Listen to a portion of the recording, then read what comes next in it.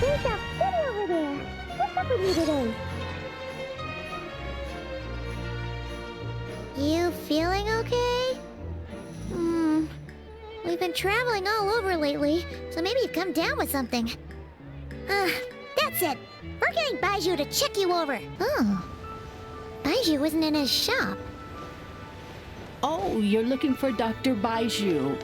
He's resting today, but he said to send any patients to the back room.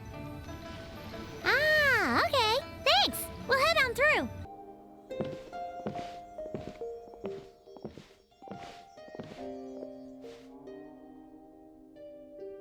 Traveler, Paimon, welcome. What can I do for you? It's the Traveler. She looks absolutely beat these days. She has these huge dark circles around her eyes, like she hasn't slept a wink. And she keeps spacing out. You have to call her name several times before she snaps out of it. What do you think it is? Is she sick?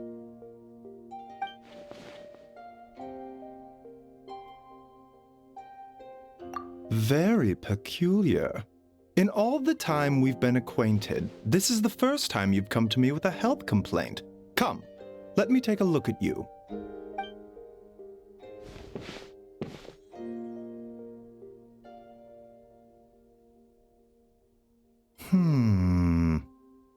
Okay, Paimon does not like that expression, Baiju.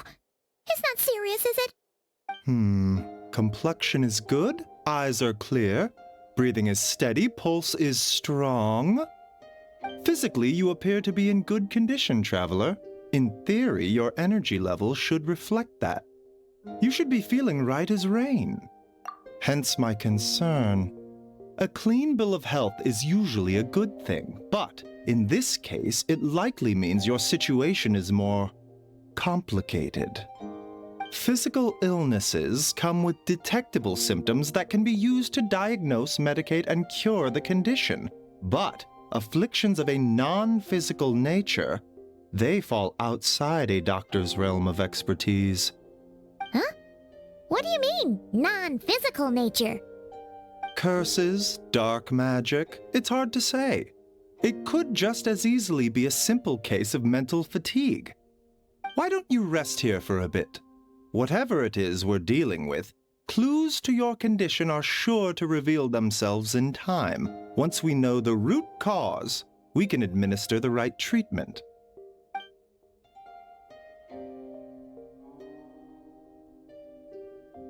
In the meantime, Changsheng and I will review the relevant literature for afflictions that present with mental fatigue.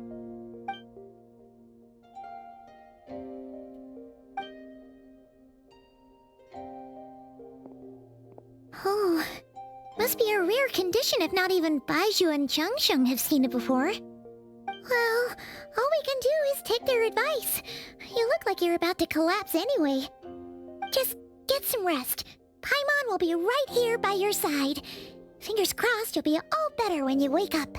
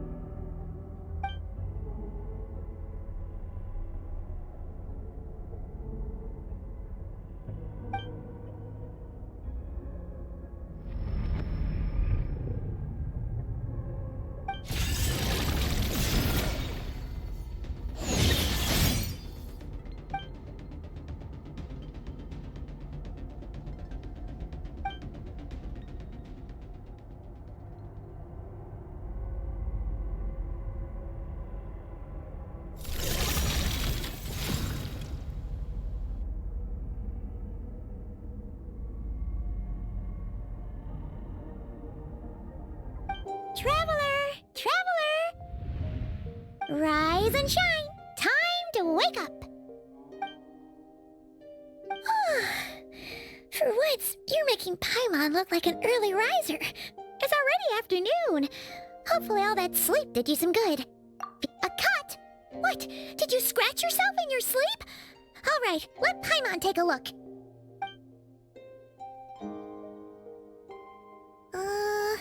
Nope, nothing there. Wait, did you have a nightmare? Okay, don't panic. Paimon heard that dreams tell us what we need by showing us the opposite. So, if you had a nightmare, maybe all you need is something to cheer you up. Come on, Paimon will treat you to something yummy.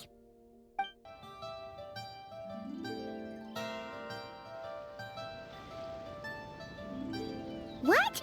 So, in this dream, you were trapped in a weird place with thick fog everywhere, and then a spike came out of nowhere and stabbed you in the back? Oh. Okay, well, that's a new one. Are you sure it was a dream?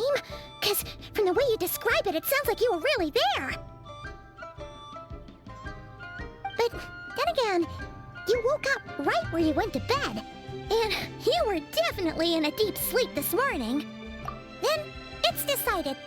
Paimon will stay up and watch over you tonight. If anyone tries to mess with you, Paimon will beat him up. Or, wake you up first and then we can beat him up together.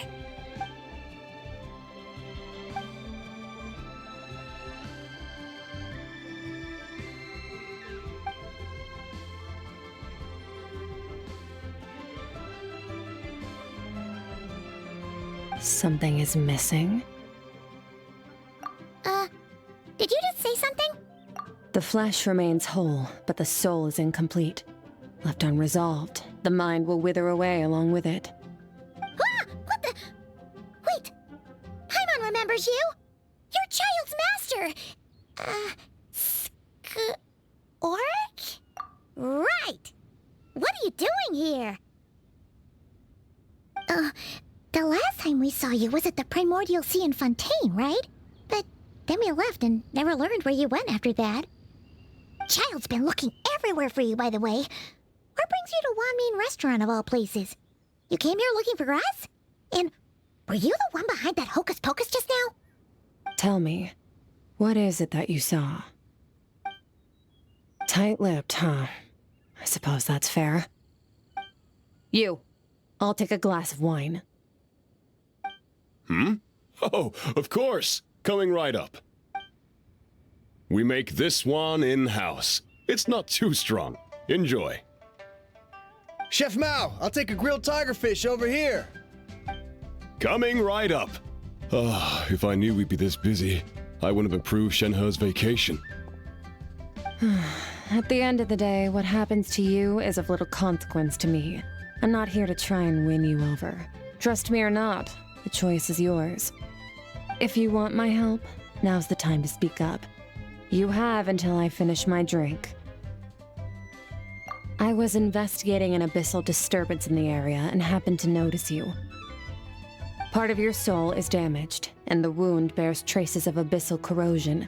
Need I say more? Neither of those things sound good.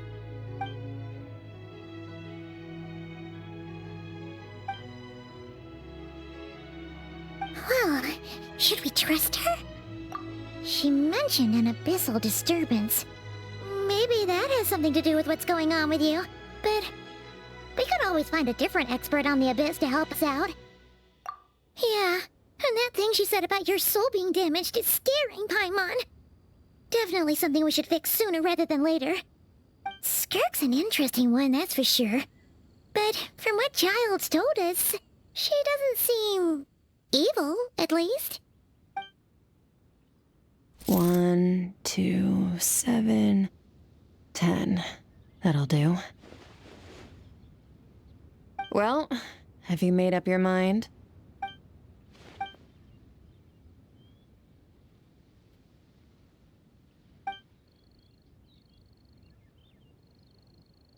So, that's all we know, Miss Skirk.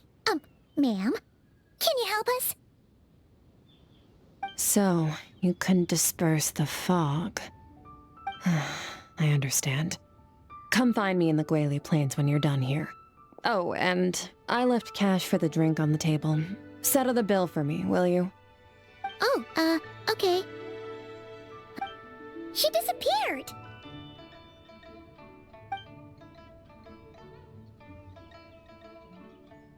Wait, hold on. You overpaid. Here's your change. Oh, no.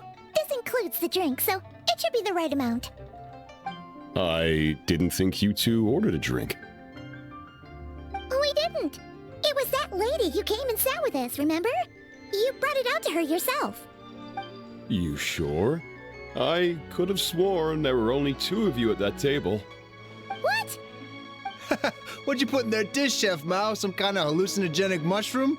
You got them seeing things. Seeing things? Wait, so neither of you noticed her? Young lady? About this tall? Wearing a purple dress? She ordered a glass of wine! Oh, now you mention it, that vaguely rings a bell. And it looks like I did open the wine jar, so it must have just slipped my mind. In any case, that settles your bill. Come again soon. Coming! Okay, what was going on there? It's like they didn't remember SKIRK being there at all. Even Paimon was half convinced we hallucinated the whole thing. But that Mora she left for us was definitely real. Oh, this whole situation is giving Paimon the creeps. But anyway, she told us to head to the Guili Plains, right?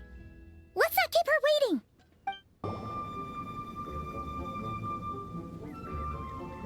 Whoa, what are all these rift hounds doing here?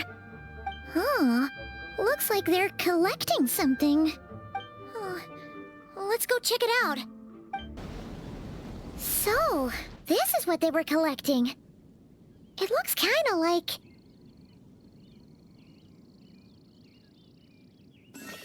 Yeah, what is going on here? From the moment they are born, all beings with great power have an impact on this world. Even if their body is sundered and their soul extinguished, their influence remains. Gods are the most common example of that. The remnants of gods who fell thousands of years ago remain buried deep within the earth, carrying within them a warped will and a dark curse.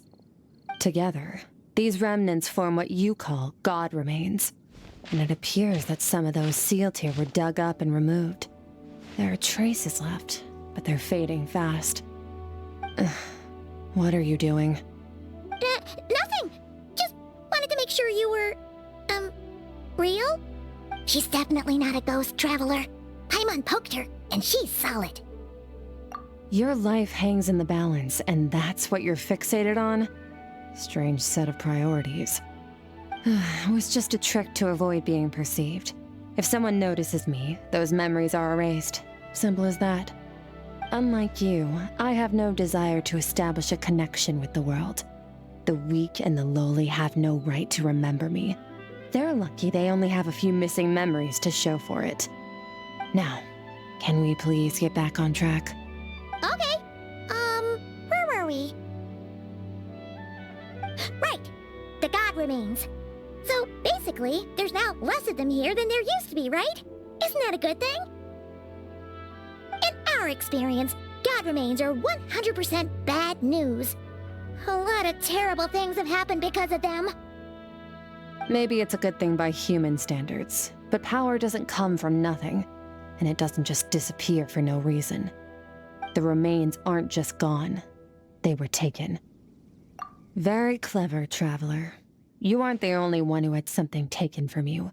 There are victims like you everywhere. The only difference being, you can speak, and the remains cannot, so it went unnoticed. Something similar happened in Sumeru. Within the span of one night, countless consecrated beasts were slaughtered, and a large amount of the god remains buried in the desert went missing. Of course, god remains are just one of the targets. The culprit is chipping away at sources of power all over this world, including the Stella Fortuna above. Wait, you mean... the stars? 42 of them have died out in the past few months alone. In Conria, people believed that powerful individuals have corresponding Stella Fortuna. Even should that individual fall, their Stella Fortuna would not disappear, but gradually evolve into a new constellation. Yet now, stars are disappearing from the skies entirely, and it's not hard to deduce what's happening to the power they contain. Something has been leeching power from this world like a parasite steals nutrients from a host. And now, it's no longer satisfied with the remains of the dead. It wants you. This time, it only took a fragment of your soul. But next time, there's no telling how far it could go. No one knows. All I know for certain is this. Getting back what you lost will not be easy. Considering how much power this entity has stolen, it must be a god-level being by now at least. But that's not the real concern. Souls are fragile things, and yours could easily be crushed if you go up against it. So you're gonna help us, right? We're going to help each other. You are my ticket to uncovering this thing's true identity. Well, great! You seem super strong and you know a lot about the Abyss, so Paimon will take it. Don't get all mushy on me. All I'm doing is helping you get back to normal after a sudden crisis. And I should warn you, getting mixed up with me can have unforeseen consequences. We're on very different journeys. You don't want to be in my debt, trust me. You help me uncover the truth behind this entity, and I'll help you recover what you lost. This is a transaction, that's all. You would do well to remember that. Now, come along. Yeesh! You'd think she'd be a little friendlier since she's agreed to help us. But nope, she's just like when we met her in the primordial sea. So cold. Well, whatever. If that's how it's gonna be, then she doesn't deserve our friendship. What she does deserve is a super embarrassing nickname. Ah, Paimon's got it. Frosty the Lavender Melon. Serves that ice queen right. Anyway, the important thing is that we get that piece of your soul back. So, let's follow her and see what sort of plan she's got.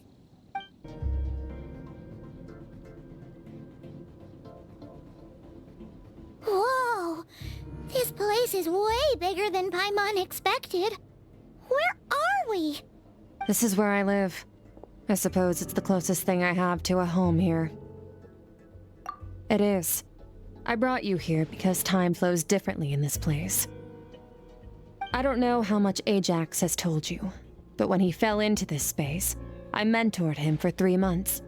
In that time, only 3 days passed in the outside world. Ajax?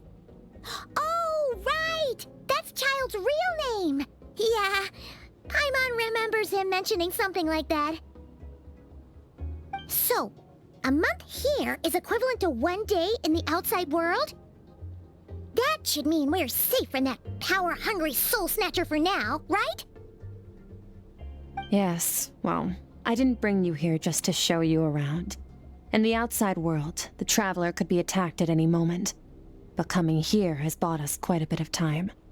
Now, we just need to figure out how to investigate that place you saw. The one full of fog. Both your description and the abyssal disturbance I felt point to that space having some connection to the Abyss. It could even be a domain similar to this one. The thief who stole that fragment of your soul is hiding there. But the Abyss is a chaotic and turbulent place. If we want to pinpoint their location, we need to see what that space looks like without the fog. Abyssal power can grant a special form of sight. Have you ever wielded abyssal power before? Okay. Do you plan to learn? That tracks. All the information you have suggests the Abyss is something sinister, and that abyssal power is a wild and dangerous force that always spells disaster. And you're saying that's not true? Depends on your perspective. Floods and hurricanes take countless lives too. But if one day you gain the power to control them, what was once a calamity is now just another tool in your arsenal. I'll respect your opinion, though. Just means we have to turn to the second best option. A little abyss crystal that contains my power. Wear it on your head, and we'll be able to perform dream mirroring when we fall asleep. Dream mirroring?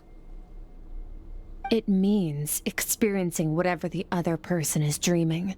Everything they see, think, and feel.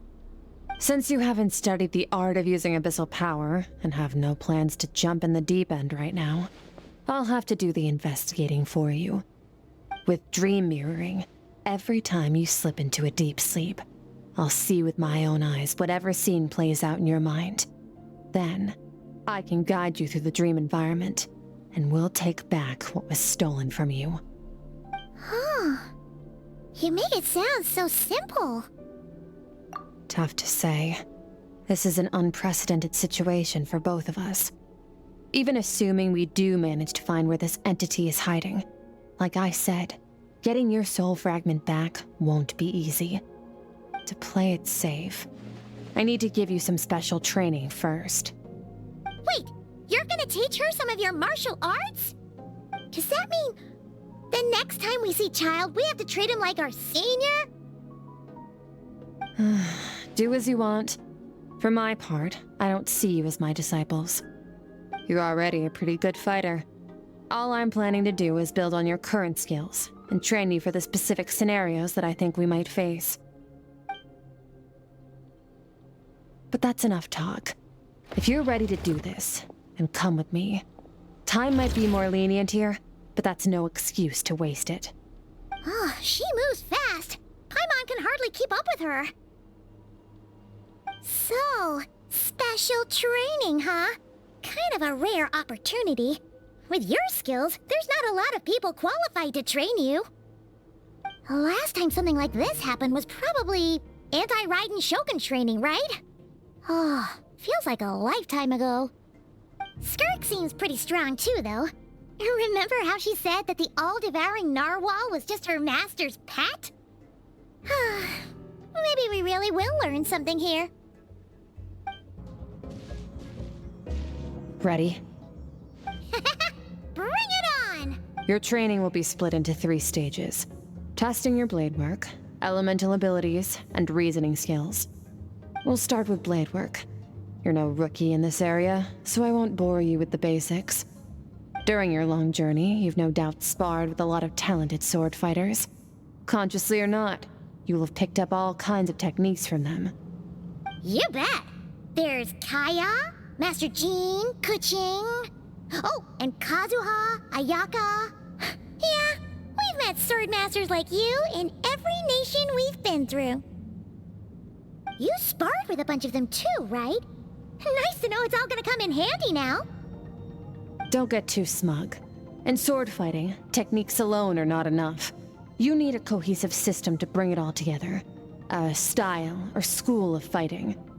To use the human body as an analogy, your style is your skeleton, the foundation, the framework. Techniques are the muscles and other flesh attached to the bones. This is where your strength comes from. Improving your sword fighting is like growing that body. If your frame got bigger and taller, but you didn't add any muscle mass, you'd be weak and flimsy. Then again, if you packed on pounds of flesh without a big enough frame to support it, you'd end up bloated and unwieldy. You need to do some introspection. Take a good, hard look at your past experiences and figure out which parts of what you've learned are just techniques, and which parts can be used to form your own system of blade work. Only then will you get the full utility out of all your thoughts and observations along the way.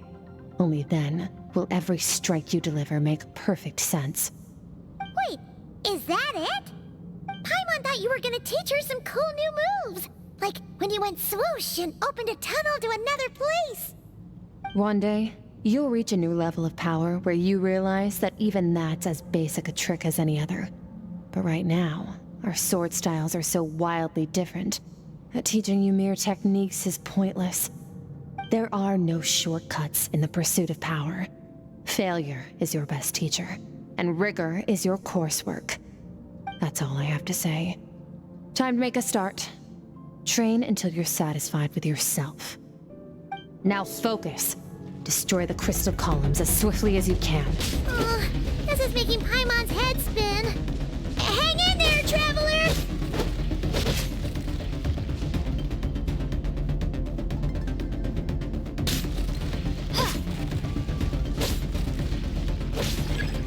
Stay calm. Use your head. You have to keep it together.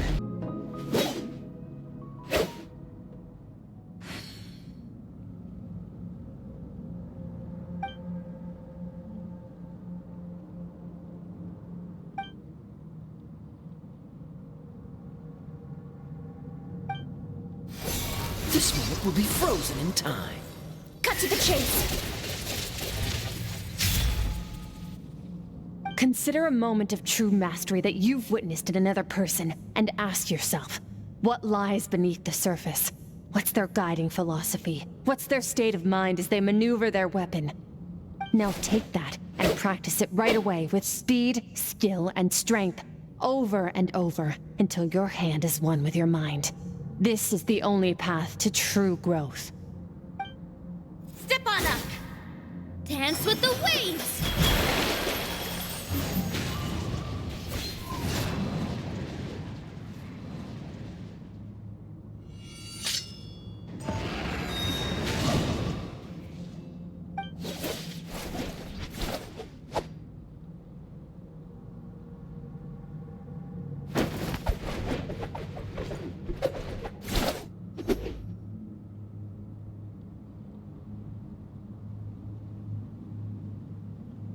If you start to tire, empty your mind, but do not stop. Stay in that frame of mind as you keep up the fight. Get rid of all redundant movements. Imagine your sword is an extension of your own body. Wield it just as you wield your arms, hands, and fingers.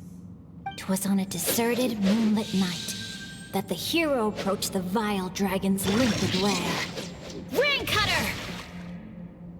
Feathers fleeting wet, the white heron treads water, a sight without flaw.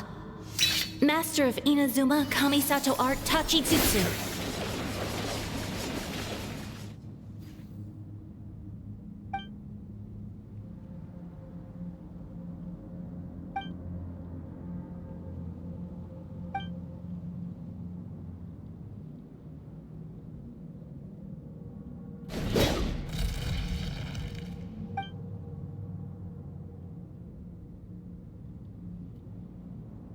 Huh.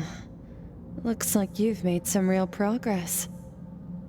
That concludes your training session. Awesome! Paimon knew you could do it! How do you feel? As you should be. Time flies when you're training hard.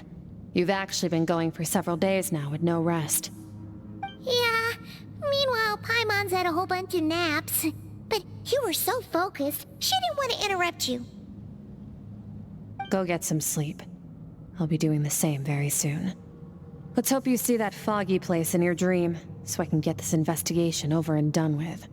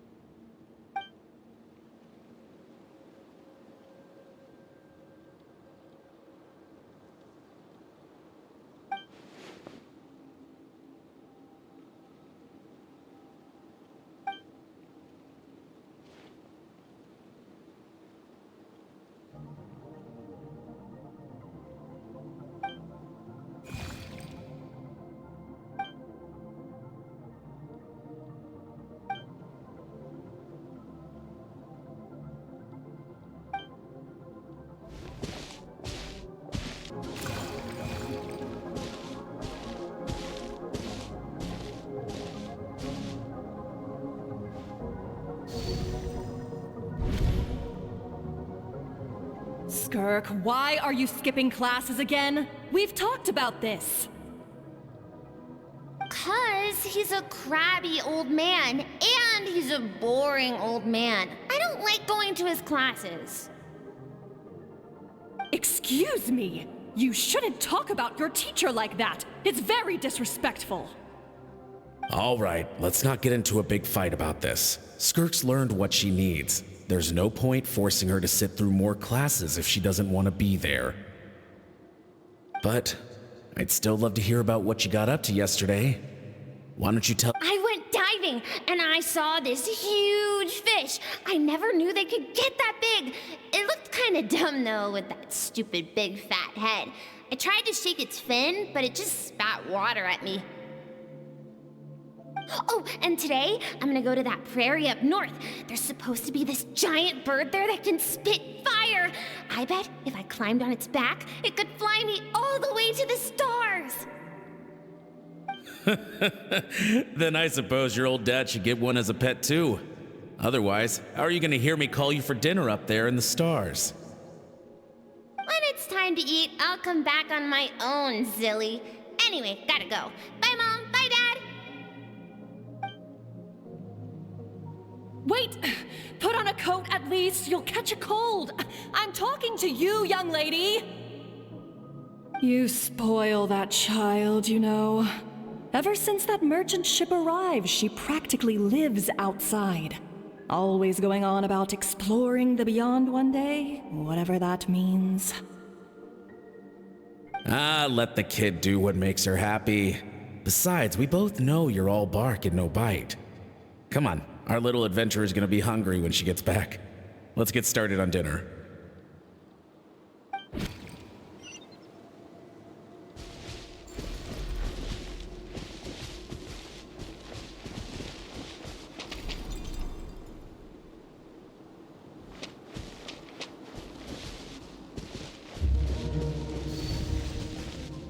The stars shimmer high above.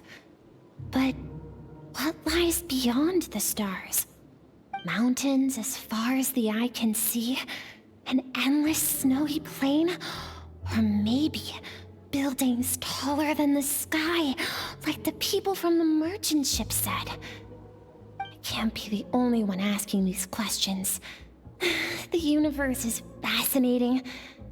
If only I could meet some other people like me. We could set sail together and explore every corner of the world. I'm sick of being a kid. There's so many amazing things out there, and I'm ready to see them all. But for now, I'm starving. Better get back.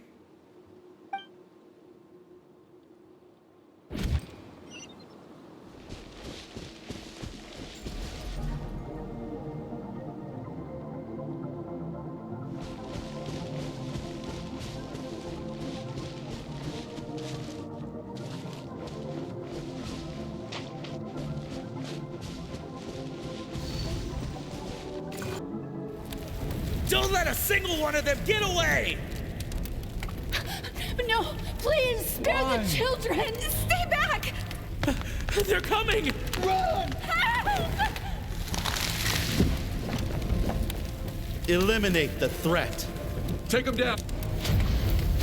Don't be scared. Ah! This way! We'll never make it! Fire. There's fire everywhere. What happened? I told you we shouldn't have trusted these outsiders!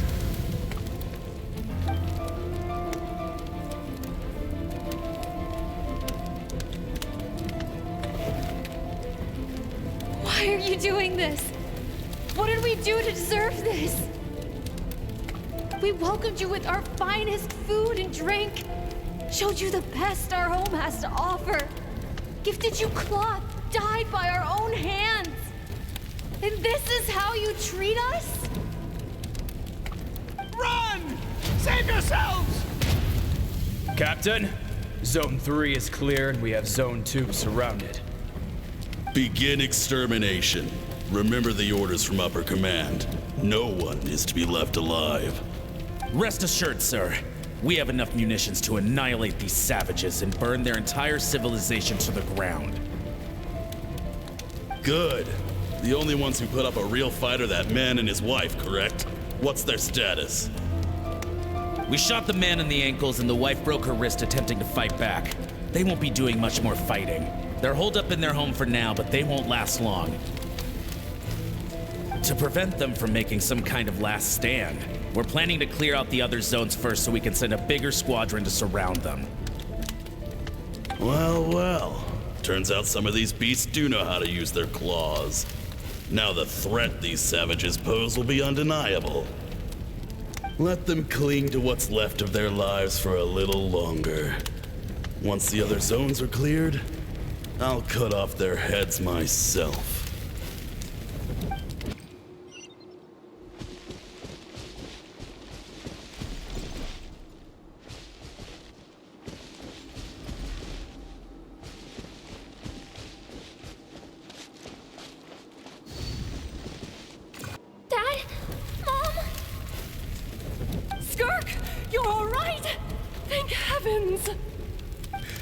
So happy to see you, sweet girl.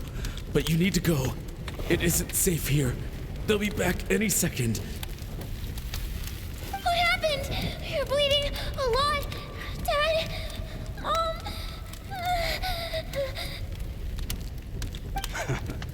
This is the place.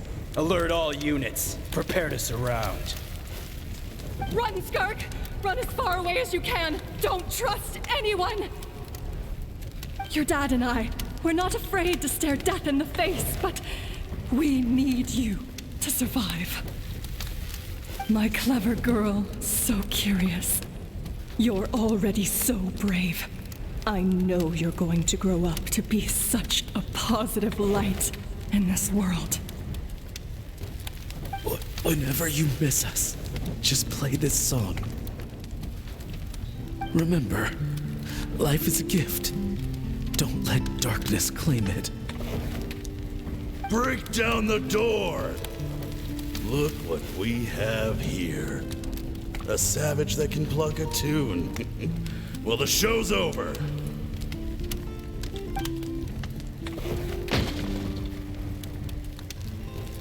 You! Stop singing! Shut it! I said shut it or I'll make you! Fine. Have it your way!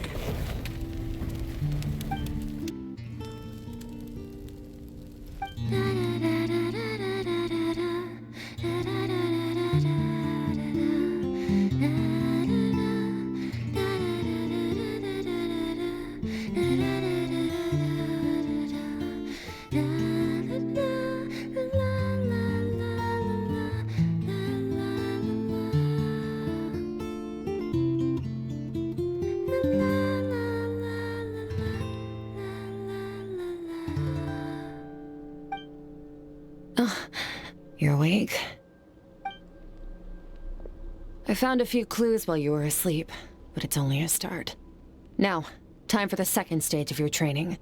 This time, the focus is elemental energy. Come find me when you're ready to begin. Man, staying in the abyss feels so surreal, don't you think? No day and no night? It's like time hardly exists. If we weren't careful to keep track, it feels like we'd have no idea how long we've even been here. Well, except for the fact that Paimon still gets hungry like clockwork. You go do your training. Paimon's gonna grab a bite.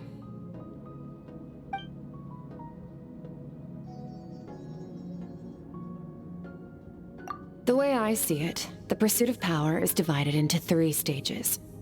The first is mastering the use of standard weapons. Next is learning how to harness natural energy. And after that, you're free to challenge even higher dimensions. The natural energy of Tayvat is, of course, elemental energy. But that's not my area of expertise. Abyssal power, yes. Also known as the power of the Void Realm. My master, Sirologi, is a true expert in that area. After all, he was one of the group of 5 that infamously stole the all-encompassing power of the Abyss. An act for which the people of Conria gave them the epithet, the Five Sinners. The elemental energy of Tayvat, on the other hand, is derived from the power of the Light Realm. These two forms of energy exist in direct opposition to each other. Suffice to say, there's not much I can teach you this time. A keen observation, traveler. Call it respecting local norms. The Abyss stands in direct conflict with the will of this world. So, to make my life easier, I disguise my power to make it appear cryo-like in nature. It's a technique I learned from some Conrian ruins, known as the Seven Shifting Serpent. If you ever change your mind about delving into abyssal power, I can teach it to you. So I've heard. You seem to have a knack for removing abyssal power. But is purification really what's going on there? Like I said, power does not simply disappear. Just thinking out loud. Let's focus on your elemental training. That's what's gonna help us if the situation gets tricky. True growth comes from adversity, but only if you make the choice to pick yourself up again every time you fall. So, it's time to push yourself to the limit, and then keep pushing. This is the only way to advance at pace. Use the power of Animo to clear the field as fast as you can. Observe your surroundings. Look for things you can use to tilt the scales of success in your favor. Use the power of Hydro to destroy the spikes. Faster. Don't give them a chance to strike you. You need to be quicker than you were in your dream. You can't afford another injury like that.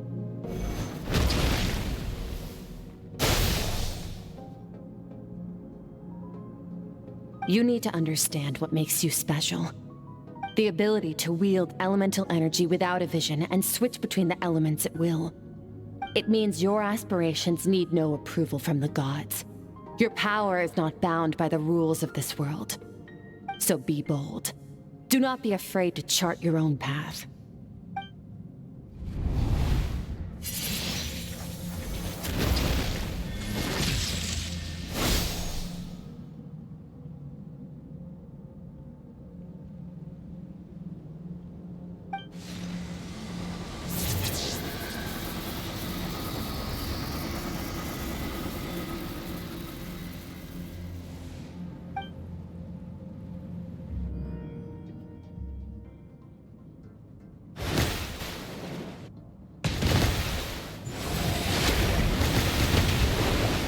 Very good. It seems you've reached a deeper level of connection with the elements. Long enough for you to lose yourself in your training, which is a good sign. Relentless practice with the elements has drained all your strength, but it's also what allowed you to make progress. Get some rest. When you wake up, we'll proceed to the final stage of your training.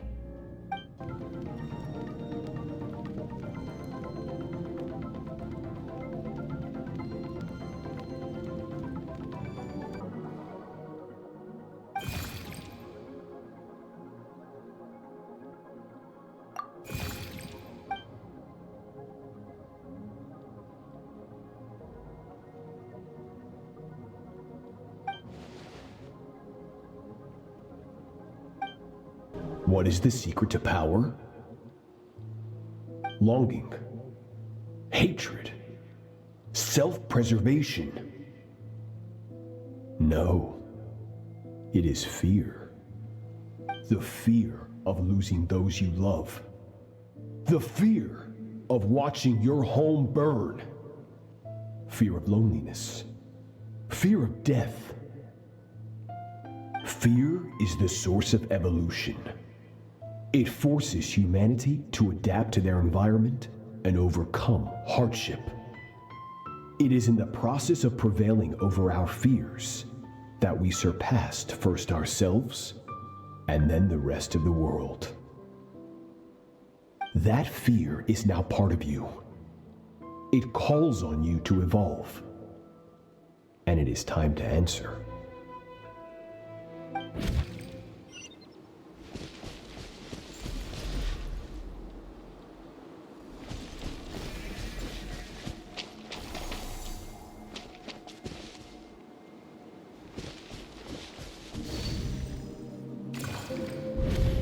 Any minute spent missing home is a minute wasted. Practice your sword work instead. Do not. But, Master, I can barely lift the sword anymore. If I keep going, I feel like my wrist is going to break. So it has not broken yet. Then pick up your sword and keep practicing until it breaks. I want to hear the cracking and splintering of bone. After all, bones can always be reset.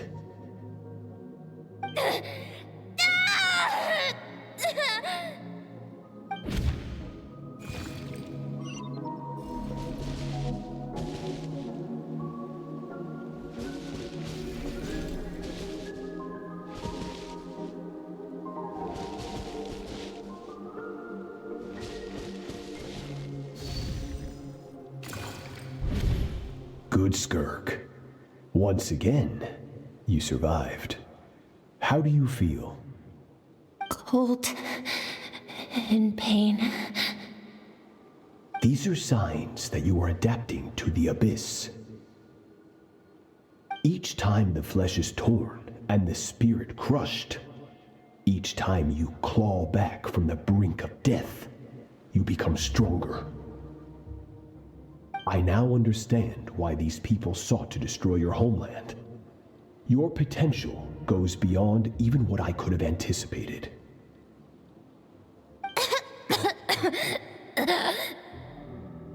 But you still have much to learn in your pursuit of strength. Your mind is rife with distractions.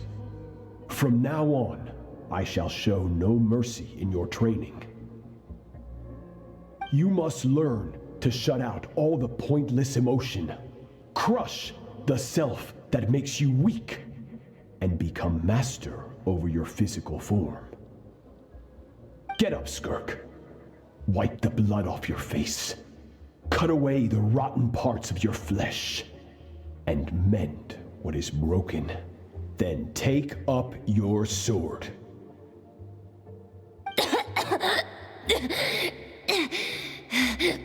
Yes, Master.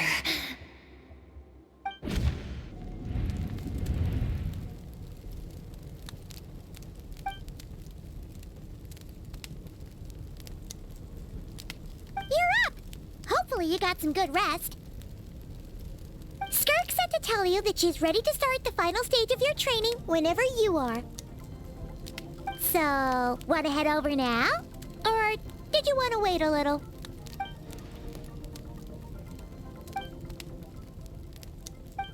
From your training so far, you have gained better command of the sword, and more control over your elemental abilities. That's only part of it. Experience is the real teacher. Your journey, the friends you have made, the dangers you have faced. These have taught you more than I ever could. Now, it's time to focus on how you react under pressure. You must be able to think rationally, even in unpredictable combat situations. To simulate this, I'm going to attack, and you're going to block. Ready? Not bad. That defensive stance looks near unbreakable. Just like your brother. Oh, that reminds me. You still don't know what happened to him, do you?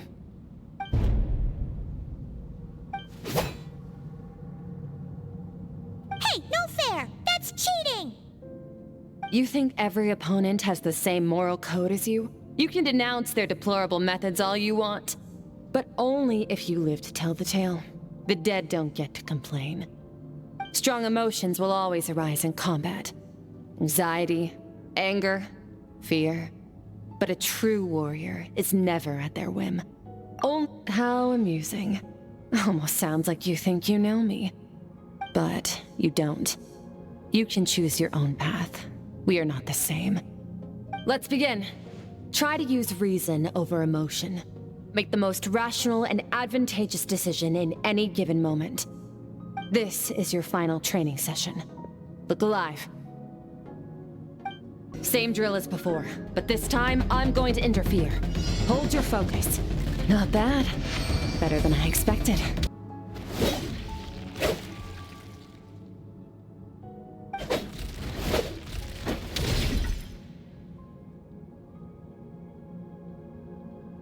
You're getting the hang of it. The first step to controlling your emotions is controlling your mind. You want a unified train of thought. It all comes down to focus.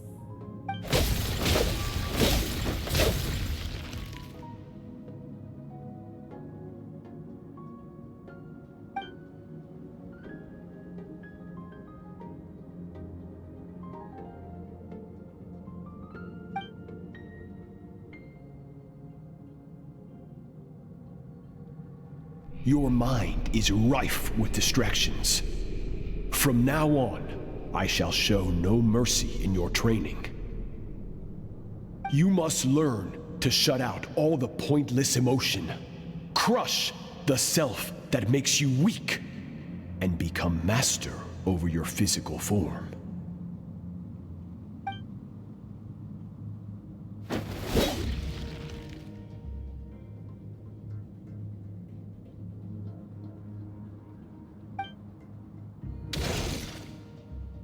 Stop.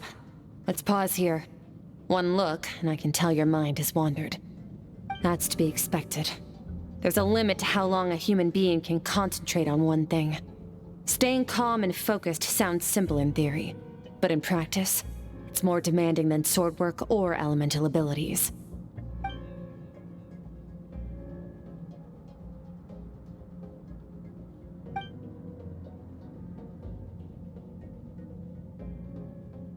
Get some rest. No point training further if you're already dead on your feet. Like I said at the beginning, the only goal of this training is for you to reach a point that you're satisfied with. You managed to push past your limits, which is a good start. You can be proud of that and sleep well knowing that you've earned it.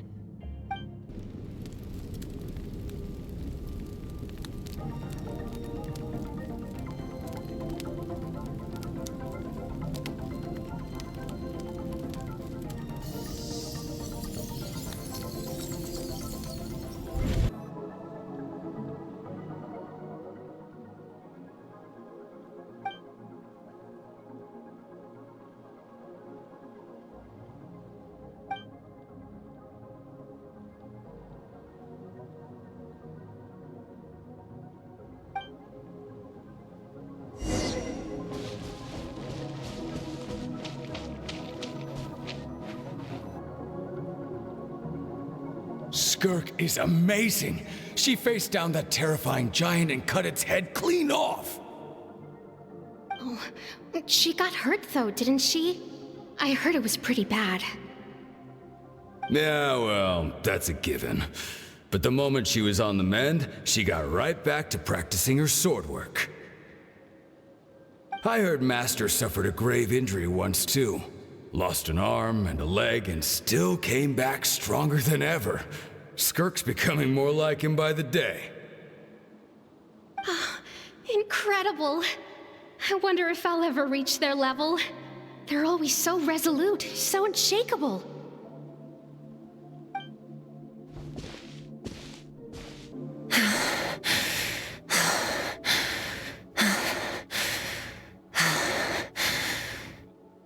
Pathetic. You're not even trying.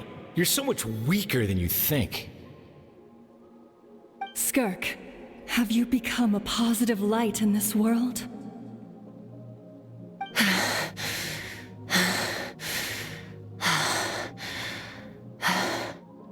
Do you even remember how many of us perished in that fire? How many bodies were left to rot on the scorched earth? Yet you alone live on.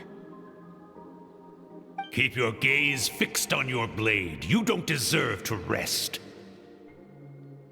I have so many questions. I just want to jump in a spaceship, explore the whole universe, and get answers from the stars. I just need to wait till I'm grown up. Then I can do anything. Now, you must bid farewell to who you were in the past and become someone stronger. Run! SKIRK, run! Only death awaits us here. Keep running, and don't ever look back.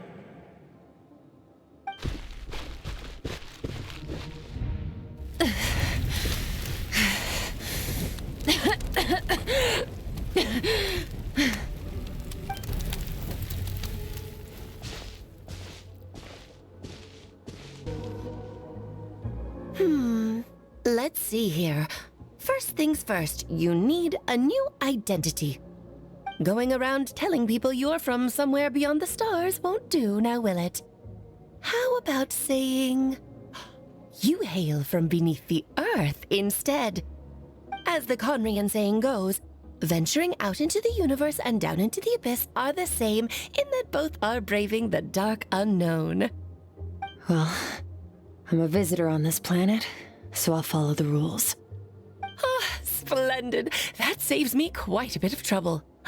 Let me offer you a piece of advice in return, although it might not be what you want to hear.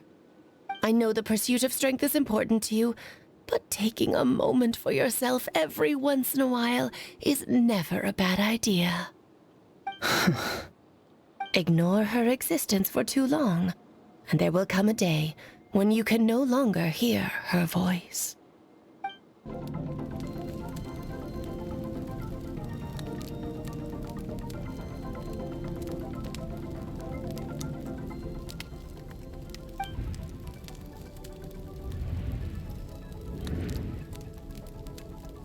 You're awake! You must be starving, right? Ta-da! A barbecue feast just for you! Of course you are! That's why Skirk and Paimon got this all ready for you. Dig it! Ah, well, if you're around someone long enough, it's bound to happen. Plus, Skirk can cook.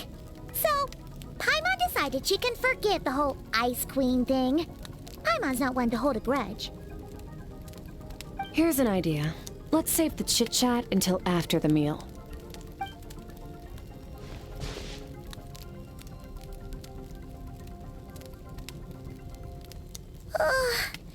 So full. Okay, it's Paimon's turn to sleep now. Wake her up when it's time to go.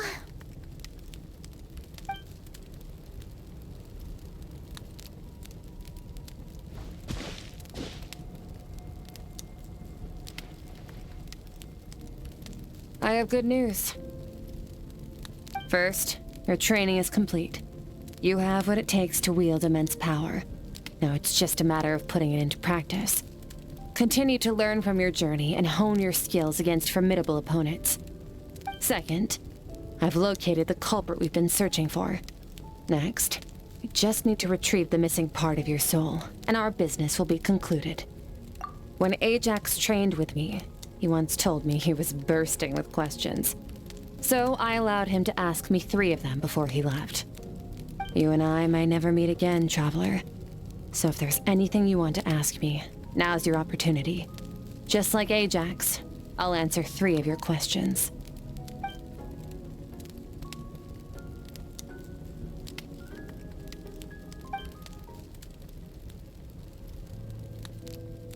Okay, not the angle I was expecting. What makes you ask that?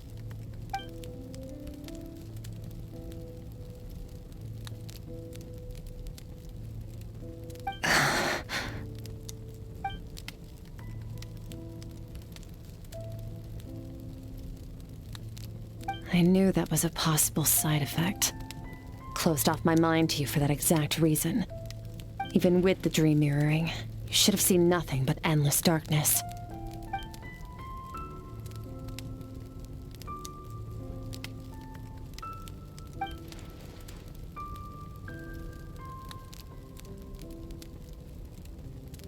Whatever. Must have been a flaw in my execution.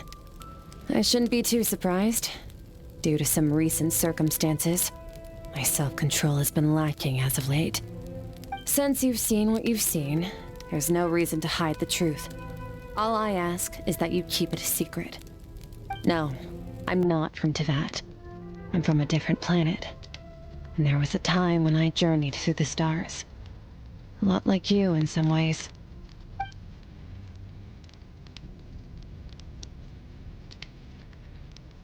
No, we're different in that respect. You're influencing the fate of this world. But me, I'm just passing through. Several hundred years ago, my master, Sertologi, opened the border between worlds and sent me here. But this is not my home. And one day, I'll return to the vast unknown of space. So, there you have it. On to your second question.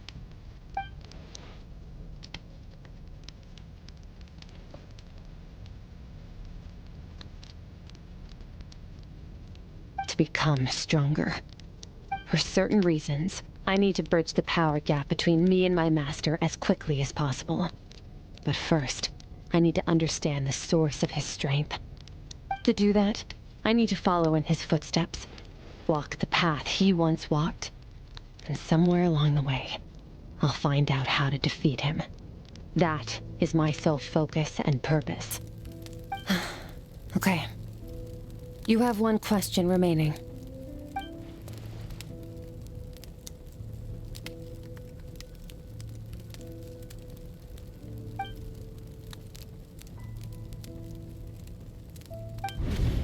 You make it sound so easy.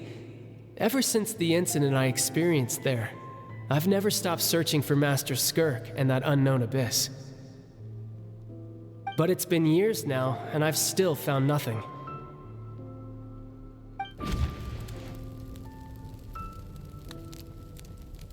Well, your last question?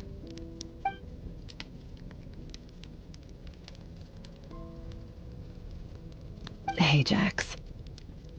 His situation is different than yours. Before you ever crossed paths with me, you'd already encountered many formidable people, studied their techniques, and developed your own skill set. So, during your training, all I had to do was build upon that foundation. But Ajax was so young when he came to me. A complete blank canvas. Children can't help but imitate their role models. In the long run, that would only hinder his growth. Once Ajax has enough strength in his own right, I will allow us to meet again. Until then, let that motivate him to reach his full potential.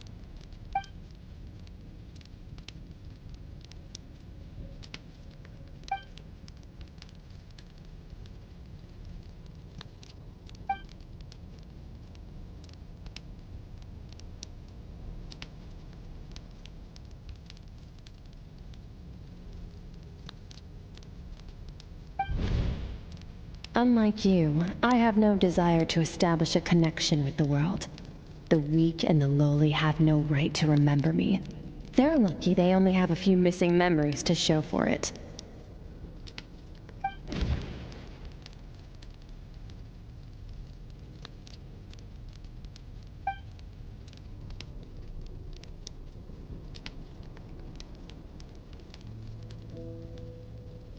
Wake up your companion.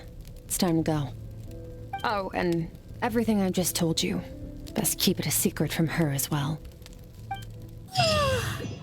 Time to go. Oh, finally. Where are we headed? Just follow me. I'll open an abyssal rift close to the culprit's location. It will take us to where he's hiding. Wait. This is near the chasm, right? Yes. If we enter from here, we'll be able to reach that place from your dream. You have some experience with abyssal domains by now, but still, this is someone else's territory. Best to proceed with caution. Don't worry. Paimon's an expert at hiding behind other people for safety. Oh, but, that means you need to stay safe, traveler. All right. Remember your training. Time to put it to use. Whoa! Look at all these spikes! Careful! Don't get hit! You know what? Paimon's just gonna float behind you. Come on, you got this. Hey, what are you two doing here?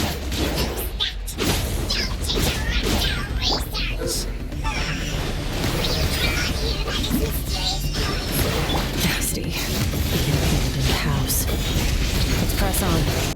Oh, looks like this is a dead end. Did we make it to his hiding place? Ugh, this fog is making it impossible to see anything! This should be the place where you were attacked, traveler. The missing part of your soul should be nearby. Can you sense where it is?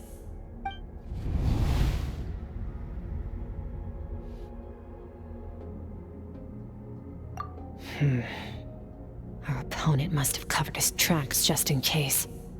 Otherwise, you should have sensed it much more strongly. Hold on! Look! The spikes are back! Stay calm. Let's hold back a little. Give our enemy some wiggle room so we can see what we're dealing with. If you're too reckless, we might be playing right into his hands. Our enemy took part of your soul for a reason. It's likely he integrated it into his attack somehow. If we're smart about this, we can track it down.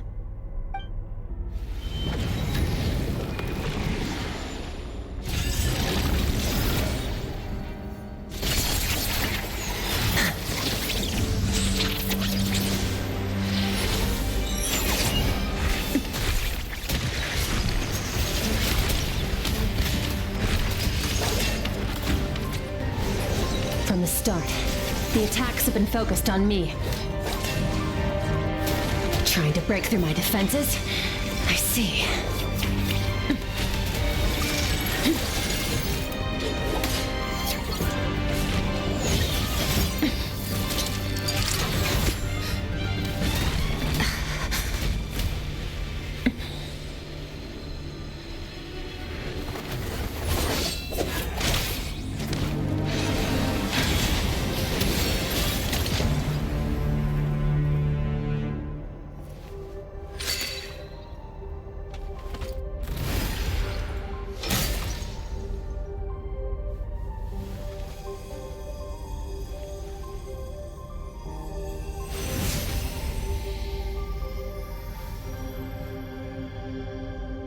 There. I got it back. Traveler! Skirk! What happened? It looked like Skirk just got... In the Guili Plains, you asked me why this enemy chose you as his target. Now, the answer is clear. It's not just the fact that your strength is impressive. It's also because of your ability to, as you put it, purify abyssal power. Whatever that actually means. The fact is, that ability allowed him to do something that should have been completely impossible. Namely, break through my defenses and steal my power. No, he couldn't have known I'd come to his domain. He only stole your soul fragment because he knew the value of its power. I doubt he expected it to come in handy so soon. Call it fate, if you want. I believe that's the term they use in this world for arbitrary coincidences like this. In any case, it works to our advantage. Once I realized what he was using that power for, it gave me the I'll cope. Well, done gorging? Good. Time to answer some questions. How did you get the power of the all-devouring narwhal? The all-devouring narwhal? Oh, of course! Paimon knew that spike thing looked familiar. It looks just like that narwhal's horn! I highly doubt you acquired that power through your own strength. Tell me I'm wrong. You're desperate enough to scour the land for god remains and whatever vestiges of power you can find. That alone proves you wouldn't be able to defeat a creature like that. Which leaves one possibility. You know my master, the Foul, Sertologi. The Foul? Who dares call him foul? Sertologi.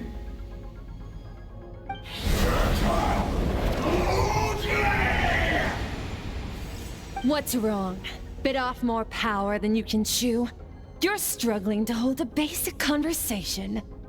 Just a little longer. I'm still...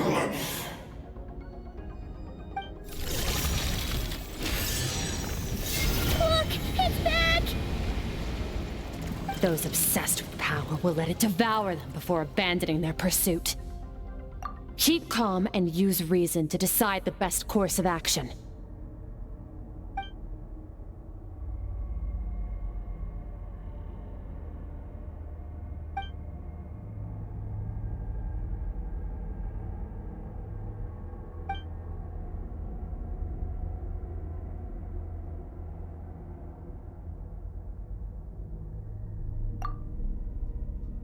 Wise decision.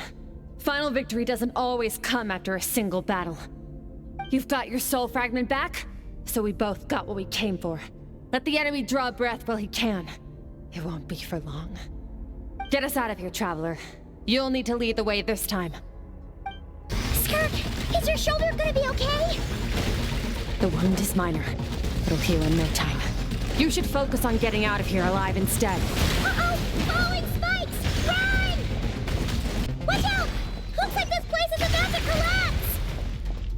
So, this guy's power has something to do with the all-devouring narwhal.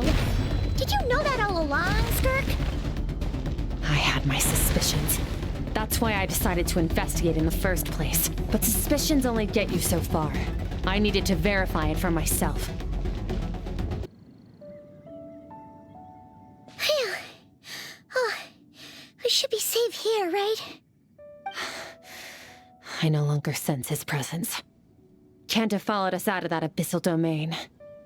Weaklings like him will find that my power is not so easily controlled. He won't be leaving that place until he's managed to digest it. You seem surprised. I suppose that's fair. You've seen but a fraction of what that whale is capable of. That gaping maw could swallow a planet whole. It's called the all-devouring narwhal for a reason. Devouring is what it does best. It can extract power from anything, dead or alive, as long as it manages to make physical contact. Yeah. When we had our run-in with that thing, Revela mentioned that it has an instinct to devour. Your dragon friend recognized the nature of its abilities and used the power of Hydro to protect you. That worked because it was in a satiated state, so it was somewhat less aggressive than usual. It's a different story when it has no more power to feed off of. That's when its true voracious nature kicks in. It could devour everything on the planet in that state, which is why I cast it into that void space. But I hadn't counted on there being anyone left on this planet capable of wielding its power. To me, that says he must have encountered the whale a long time ago. Meaning, he must have known my master. Exactly. It told me everything I needed to know. Hence why I said we both got what we came for. And I believe that brings our transaction to an end. Now that you're whole again, you can get back to your own journey. I'll handle the rest of this situation myself. No way! We can't leave now! Something was stolen from you because of us! We have to help you get it back! This isn't my first taste of failure or losing power. When you fall, you get back up again and become stronger. That's how it is. But what if that monster finds you before you're all better? Plus, how are you gonna get home? It's not like you can just go swoosh and open a door to the abyss again. Not without your full strength. So, sticking with us for the time being doesn't sound so bad, does it?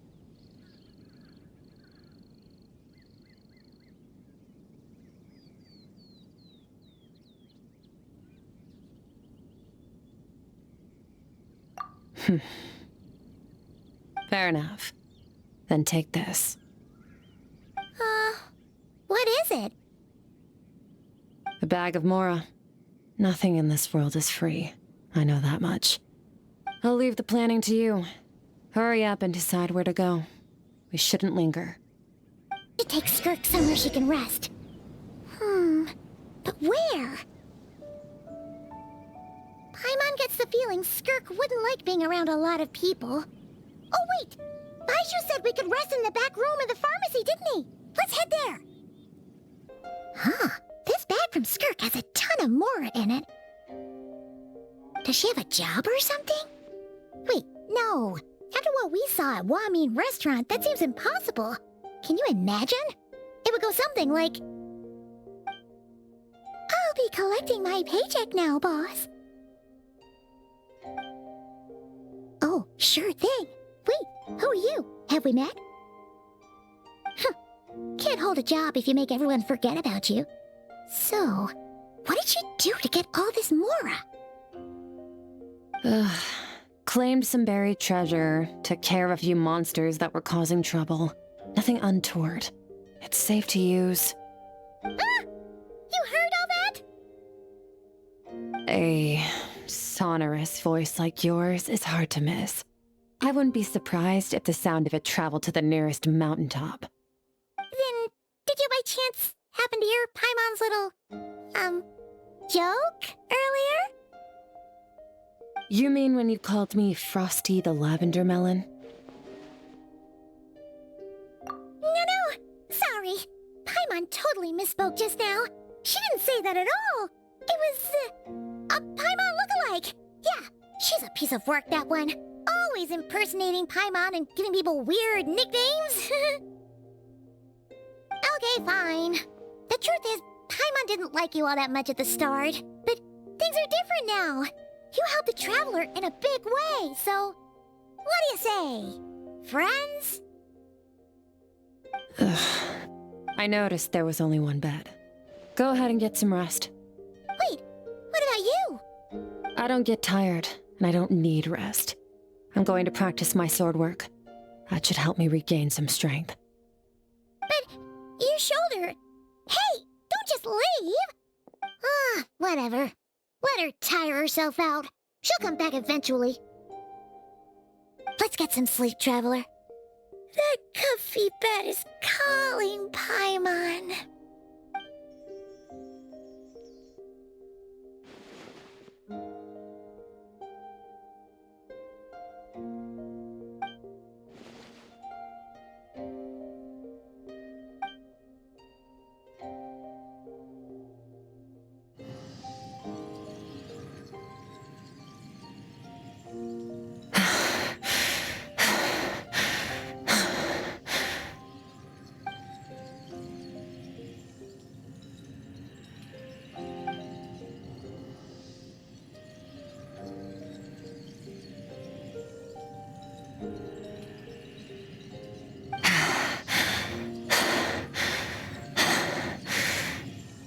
Quiet.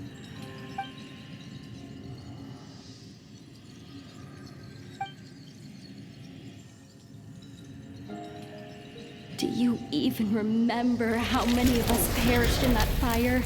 How many bodies were left to rot on the scorched earth? Yet you alone live on.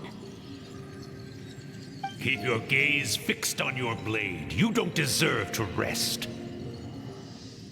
Run, Skirk. Run! Only death awaits us here. Keep running, and don't ever look back.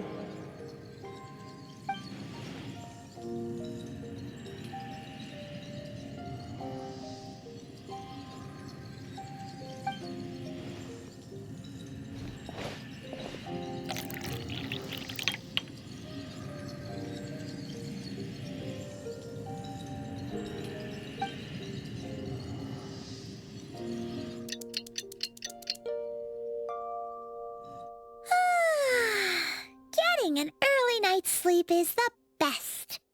That bed was so comfy. Wait, Skirk? Have you been sitting out here the whole night? The bed's all yours if you want it. About 60%, maybe 70. Whew! Paimon thought it would take at least a couple of days. That was fast. No, not fast enough. That's 20% less than last time. Same training regimen, same intensity. Nothing felt different, but somehow the outcome fell short. No, I think the problem's with me. I need to meditate for the next 2 days. Deep introspection should help me find the issue. Ooh, sounds intense. We'll watch over you in the meantime, then. Thanks. See you in 2 days.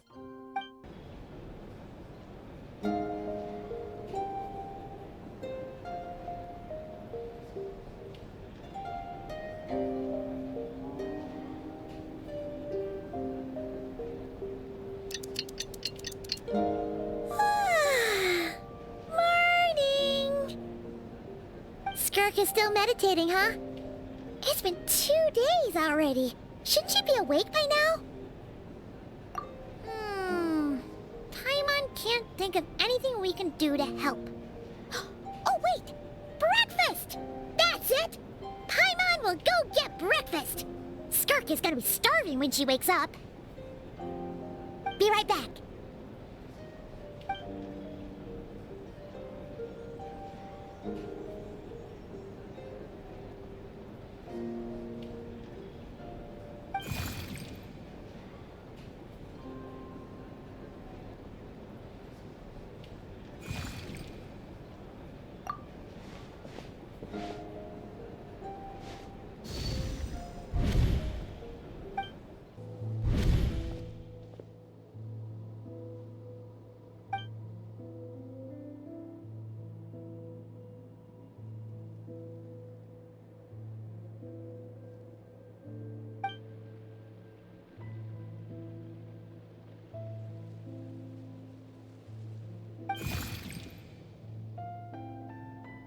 That's right. This is Skirk's inner world. Think of it as the threshold between the soul and dreams. This isn't your first time here, but what you remember is probably a space covered in darkness. I only managed to illuminate a small portion for you back then. Actually, it's my first time talking to someone like this. I only managed to break free and bring you here because the injury weakened her power. I guess that's why I can speak again, too. Call it fate, if you want. I think that's the word they use in this world for lucky coincidences like this, right? Now, before I take you to her, I gotta ask. You're the first outside visitor to ever come here, so what's your impression of this place? Oh, you noticed. This river represents Skirk's strength. Strength accumulates over time. It is the summation of a person's lived experience. So this river is where all the fragments of Skirk's life should converge into a single stream of memories and emotions, flowing forward as one. But as you can see, this river has been severed numerous times. It's because Skirk doesn't like who she was in the past. When all she sees reflected in the river is a disgraceful shadow of who she was, she cuts through water and rock with the sword of reason, severs her connection with the past, and begins anew. You must learn to shut out all the pointless emotion. Crush the self that makes you weak, and become master over your physical form. This isn't my first taste of failure or losing power. When you fall, you get back up again and become stronger. That's how it is.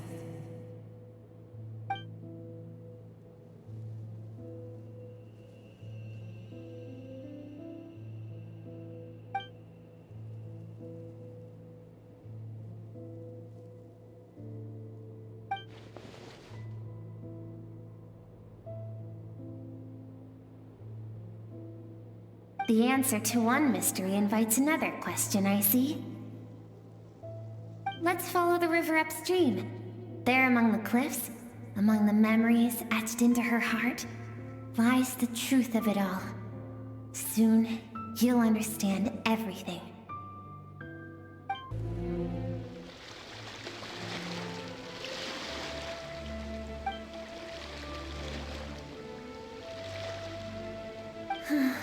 I've always thought that, even when falling leaves don't come from the same tree, they can still form bonds of kinship when they meet.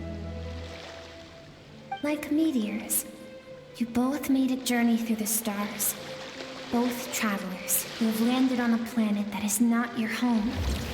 Yet, when she first noticed your presence, although she hesitated for a moment, she still chose to walk away. Indifferent as ever.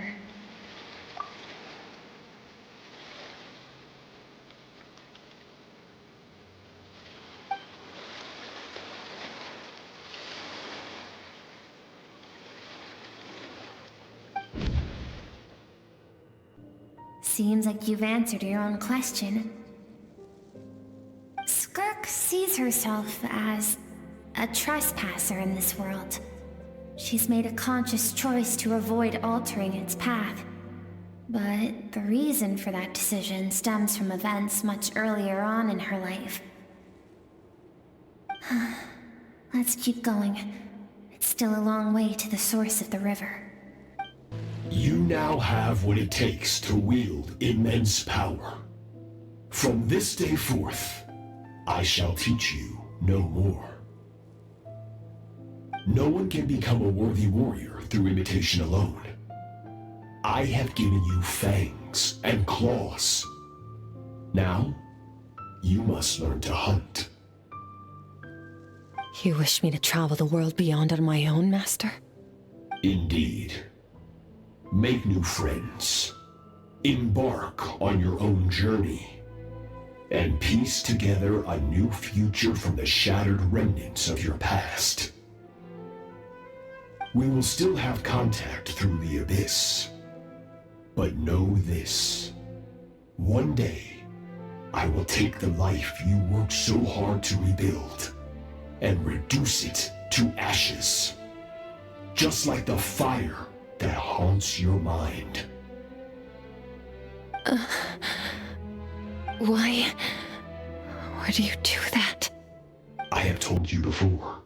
Fear is the catalyst for human evolution. You have tasted loss. You have known fear, so deep it can be felt in the bones.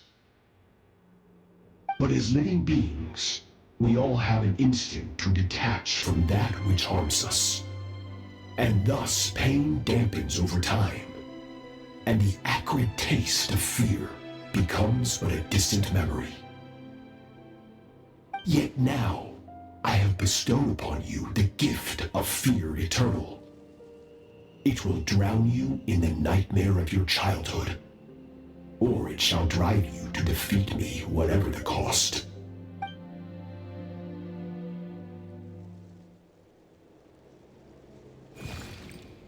That is what SKIRK's master, the foul Sertologi, looked like at one point in time. Of course, as a higher being, physical form is a triviality to him. He could appear as a beast, a human, or even a monster that defies description. The form you see him in here, clad in abyssal armor, is the one he usually wears when traveling through the stars.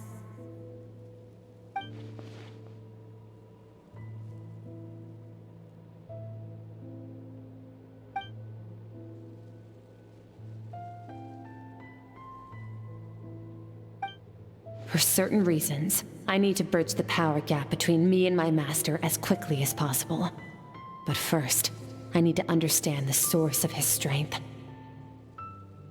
To do that, I need to follow in his footsteps, walk the path he once walked, and somewhere along the way, I'll find out how to defeat him.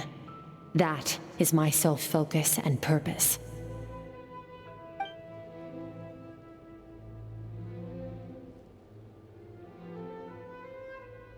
I'll let you in on a little secret. The real Sertologi is terrifying. The scope of his power is impossible to understand until you experience it firsthand. It is absolute, the power to crush all things. Shall we keep going? Let's see. We're about halfway there.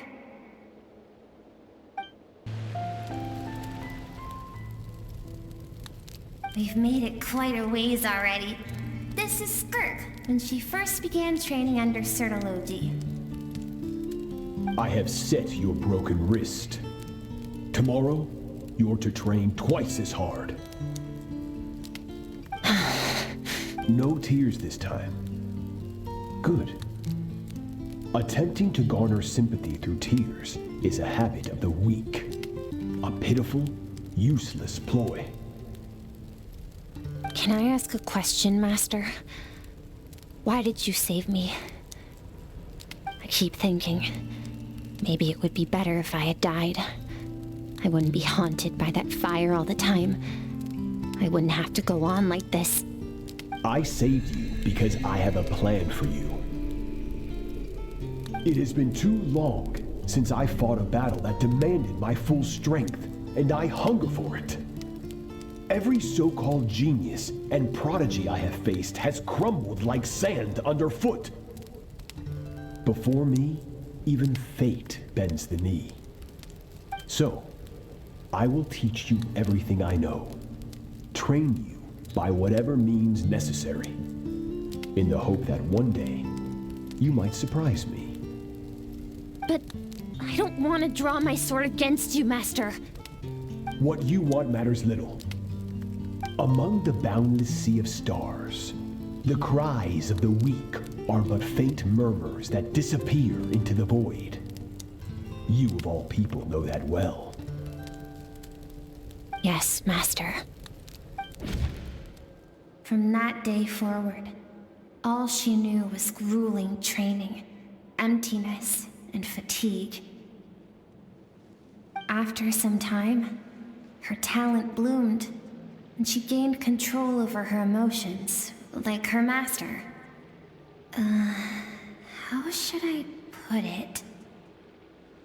It was not that human emotion disappeared from her heart, but that reason came to dictate all she was allowed to feel.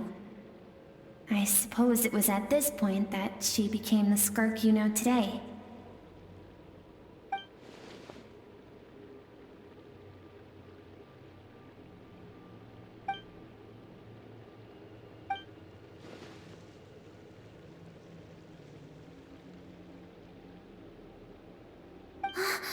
We're nearly there. I almost don't want to reach the end. Well, shall we? This is the final stretch. These are SKIRK's happiest memories. What a simple and carefree time it was. Wisps of clouds dotted the sky. The sun bathed everything in golden light. And when song filled the air, not even the shyest of flowers could resist swaying along. This is SKIRK's homeland. She was so curious about everything as a child, always skipping school to go exploring instead. There was so much to discover. The treasures at the bottom of the sea, the secrets beyond the stars, and that merchant ship packed with adults wearing those strange clothes. Yes, the ship. That was the beginning of the end. It was a spaceship. When it arrived, the people that disembarked wore smiles on their faces and spoke of friendship. They claimed to be merchants from a neighboring planet, looking to establish trade. SKIRK's parents, her relatives, her neighbors, everyone welcomed the newcomers with open arms and allowed them to explore the planet. To them, the visitors were guests and should be treated with hospitality. No one had any idea of what was to come. Several months later, an army of unknown origin arrived without warning and carried out a ruthless campaign to destroy everything and everyone on the planet.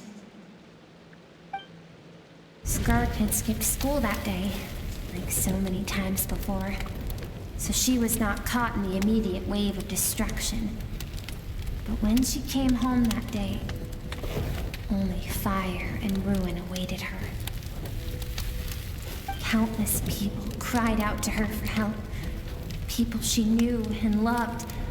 Friends and relatives. The little girl who lived next door. The shop owner with the bad leg. The bad-tempered teacher she had made fun of just that morning. Their lives were discarded like worthless trash as the fire consumed one life after another. SKIRK was helpless. All she could do was run. And so she did. She kept running, until an unexpected figure crossed her path. If Sertology hadn't been there in that moment, the fire would have claimed her life too. And there she would have remained, left to rot in the scorched earth, with no answer as to why any of this was happening. Because she and her people were seen as a threat. As the initial merchant ship explored the planet, they discovered that it hadn't always had the condition to support life. Yet there was evidence of human activity, even during the periods of extreme heat or cold in the past. Further research revealed that, over time, the people of this planet had evolved the ability to adapt to any type of environment or energy source. For that reason, the outsiders viewed them as a potential threat, and decided to eliminate them before the threat could rear its head. And so, the army was called, and the so-called danger was wiped from the face of the planet. Senseless, isn't it? Deemed a threat because of a gift they didn't even know they had.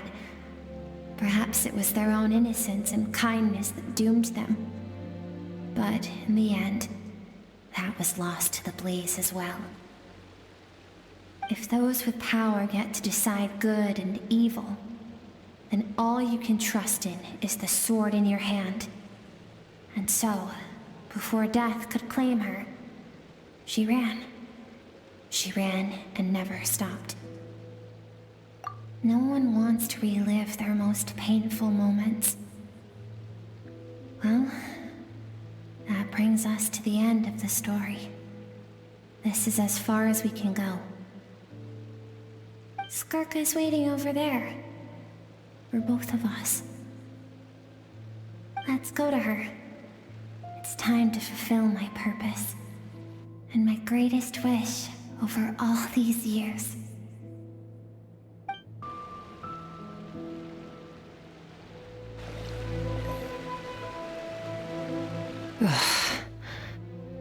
So all this, just so you could bring her here?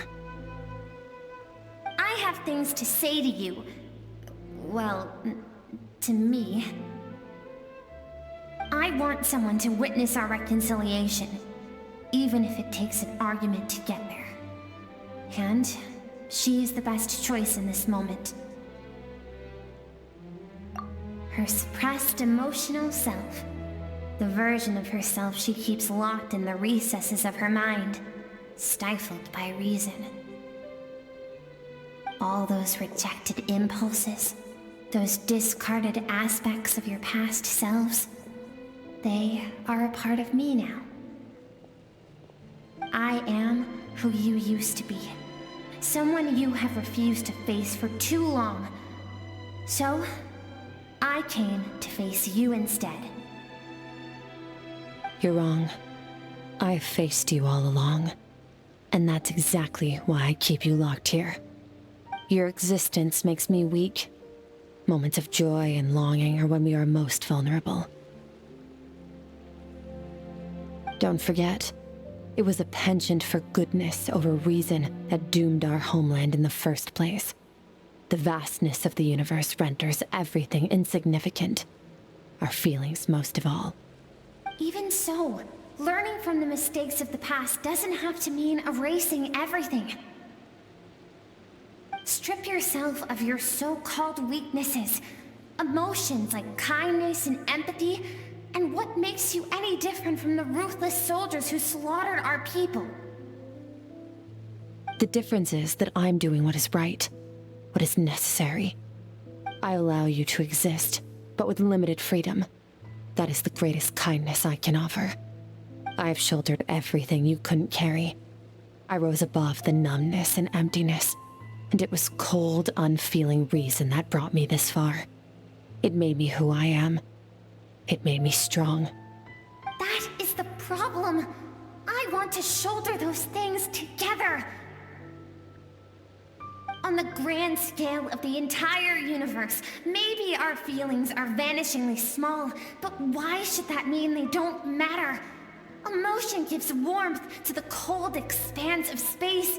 It gives meaning to the world around us. Think back to those nights of gazing at the stars, those afternoons of exploring the unknown.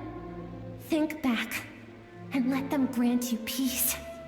A brief respite from the pressure you put on yourself.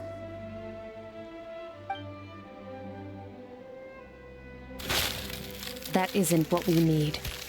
It's exactly what we need. Aren't you curious about why recovering your strength has taken longer than normal this time? Finally, you get to the important part. That is the only answer I came here to find. Then look around. Look at your inner world. You cast aside your dreams and curiosity, and in doing so, you lost your original motivation. You severed all connection to who you used to be, so you can no longer draw strength from your past. Now, the only things driving you forward are fear and survivor's guilt. But these cannot take you far enough. And so, this river, the source of your strength, grows more polluted by the day.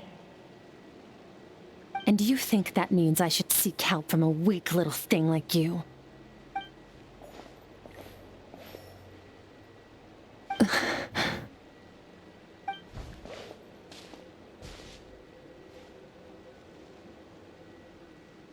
Thank you for saying that. I knew bringing you here would be the right choice. To be honest, I'm not here to argue with you. This isn't about who's right or wrong. And in fact, I agree that in order to make it through the wake of that tragedy, we had to distance ourselves from the pain through reason over emotion. But what is right at one point in time isn't always right forever. I know you will never forget that fire. I know the fact that you were the sole survivor fills you with guilt. And I know that among the voices that haunt you, mine is there too. Because deep down, you know that you didn't turn out to be the person you wanted to be. All those unfulfilled hopes are like knives to the heart. And I don't want you to hurt anymore. So even if you can't accept me, I hope, at least, that you can let go. I keep thinking, maybe it would be better if I had died. I wouldn't be haunted by that fire all the time. I wouldn't have to go on like this.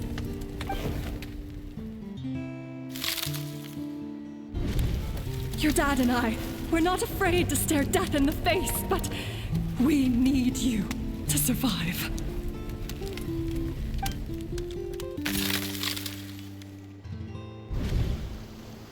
I'm sick of being a kid. There's so many amazing things out there, and I'm ready to see them all.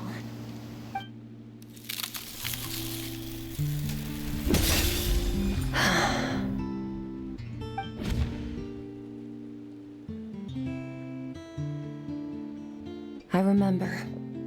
There was a song Mom and Dad always sang when we went out to fetch water. Dancing water. The sand along your path is begging for your song and movement. Will you carry this burden with you on your journey? I am not the dancing water, and you are not the burdensome sand. But if this is your wish, then I will carry you with me until the end. Thank you. I should be thanking you.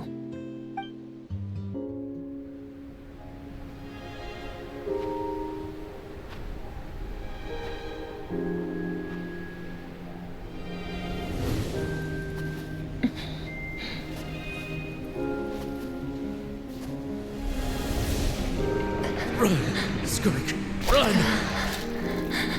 Remember, leave no one alive! Heed my words, Skirk. Let fear take root in your soul. Did you survive? Why was it only you? Skirk, did you become a positive light in this world?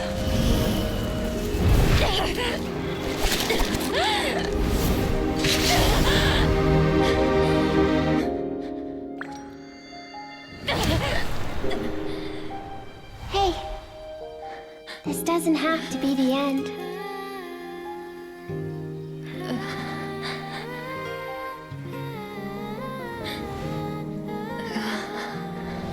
Life is a gift. Don't let darkness claim it.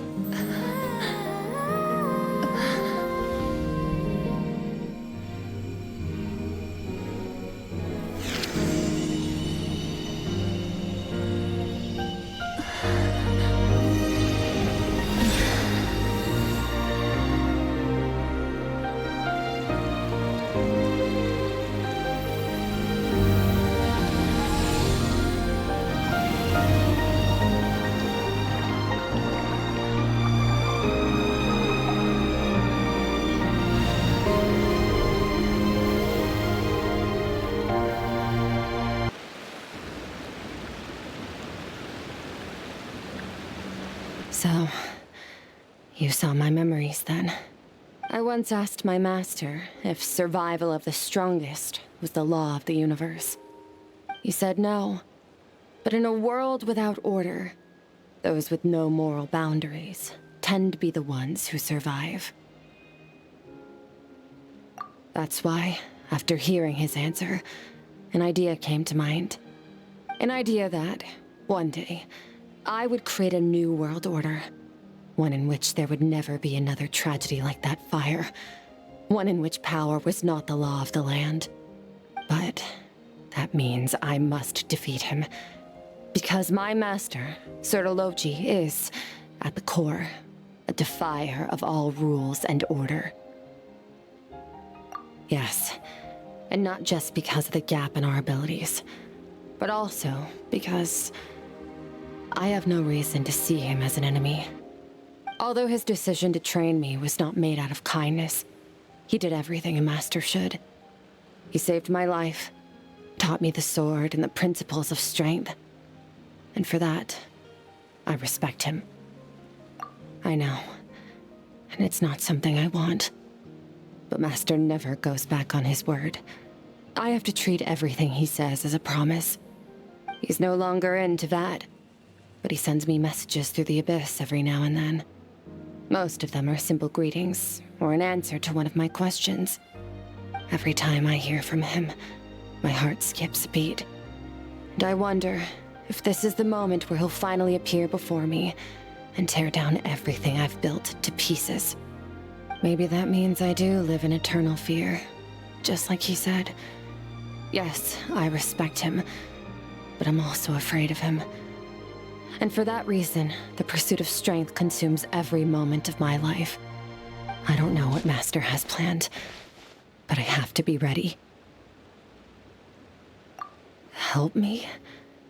Why? This isn't your fight.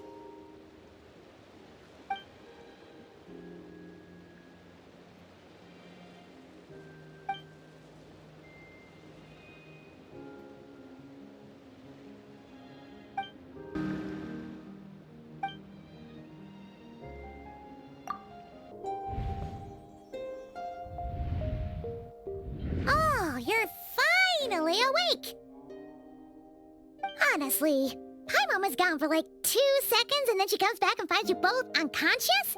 Oh, you scared Paimon half to death. You're both okay, right? What does it look like? Only water from the source can cleanse the rot and filth that flows from the past into the future. I taught you to incorporate the experiences from your journey into how you fight. I suppose what happened today will become an inseparable part of who I am. Okay, so Paimon feels like she's missing some important context. But whatever. Paimon brought back tons of delicious snacks! Let's dig in! All right. It's about time we finished what we started. We're gonna deal with this thief for good, right? This time, I'm not going to tell you to hold back. But having digested even more power in the meantime, he's going to be tougher than before. The good news is, we have no reason to pull our punches this time. So, let's go. Same place as last time.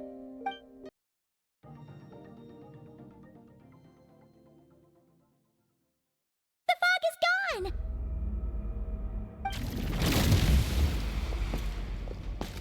Wait, isn't that the form the all-devouring narwhal changed into?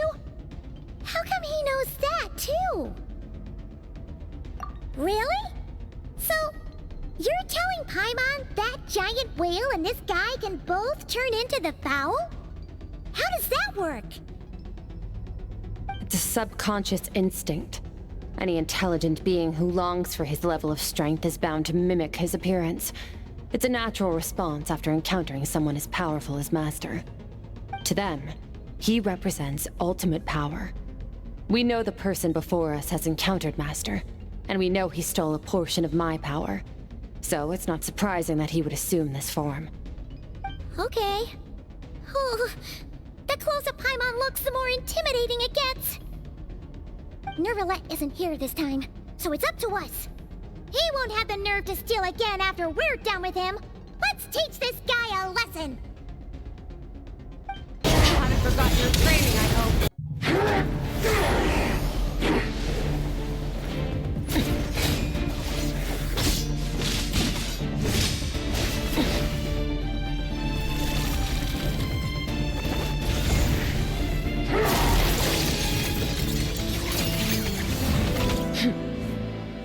Haven't had enough of my power.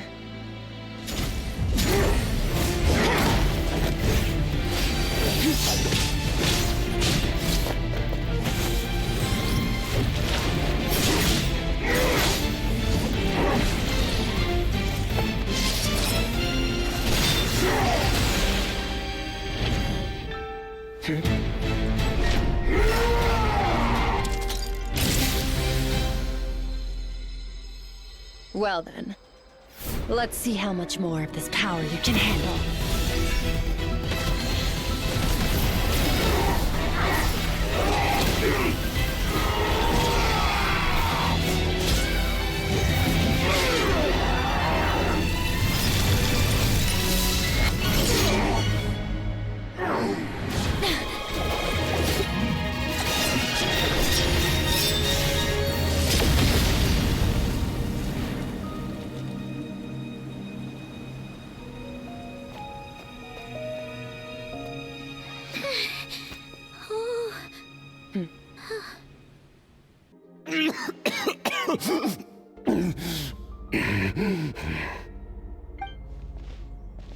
Well, have you come to your senses? You saw that my body was at its limit. So, you deliberately channeled your power into me, knowing that it would destroy my shell from within. Such power, such keen battle instincts. So you must be... SKIRK, Sertologi's disciple. How long has it been? How long has he been away from Tayvat? Hundreds of years. Hundreds? Sorry, it's a lot to take in. I should introduce myself. I am Skofnungar, a friend of your master and one of his followers. This is the first time I've heard your name, SKIRK.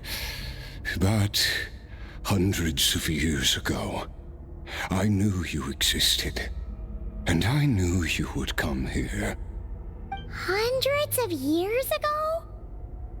Sounds like you and Master have quite the history. Care to tell us about it? Of course. Might as well take advantage of a clear head while I can. The story starts a long, long time ago. I was born into a noble family in Conria. As the eldest son, I was set to inherit our title. But I contracted an incurable illness as a child, and everyone gave up on me. I trained the sword harder than anyone else, defeated all of my peers. But it was all in vain. When other people looked at me, all I saw in their eyes was pity or a strange glee in my misfortune. Even my parents were just waiting for me to die. Over time, my heart hardened, and I became aimless. That was the point where I met your master, Sir Taloji. We were similar in age, but different in background. He was born in prison, the son of criminals who had been sentenced to death. He spent his childhood wandering the streets, facing more criticism than the literary works in the Universitas Magistrorum. Yet, he always wore a smile on his face, as if kindness and malice were one and the same, and he could not see the difference. I still remember what he said to me when we first met. You need to fight to survive. Even if it's a losing battle, it should light a fire under you. How can you sit back like this and go down without a fight? That does sound like something he would say. He was the first to acknowledge that I was worth something, and he inspired me to keep going. When we sparred together, it was the first time I'd actually felt the thrill of combat. When I was 10, he stole forbidden research materials and managed to cure my illness. It was like there was nothing in this world he couldn't accomplish. When it came to the human form, he was always intent on pushing the boundaries of possibility. But somewhere along the way, I fell behind. My talents were nothing compared to his, and at some point, I realized he had pulled so far ahead, I was too embarrassed to even ask him to spar. After his grand endeavor was successful, he sought me out and said to me, "This planet no longer holds anything of interest to me, so I'm leaving. But first, I have an offer. I can use a power I have just refined to break the curse of immortality for you. Your death was once what we worked so hard to prevent. But the immortality you now face is a different kind of pain altogether." I'll pass. Immortality doesn't sound so bad to me. Since I can't die, it means I have an infinite amount of time to get stronger. Maybe I'll finally catch up to you one day, and we can spar like we used to. Are you sure? I cannot say when I will return. Your body, or rather, your soul, might not be able to withstand this curse. All I can do is try. After all, a wise man once told me, people need to fight for their own survival. Wise indeed. Nevertheless, if you grow weary of the pain of immortality, and wish to experience a good sparring match before you wither away, seek out my disciple. Disciple? Never thought I'd hear that word coming from you. Nor I, but Vedifenir said I was destined to find a disciple out there in the universe, and bring her to Tibet.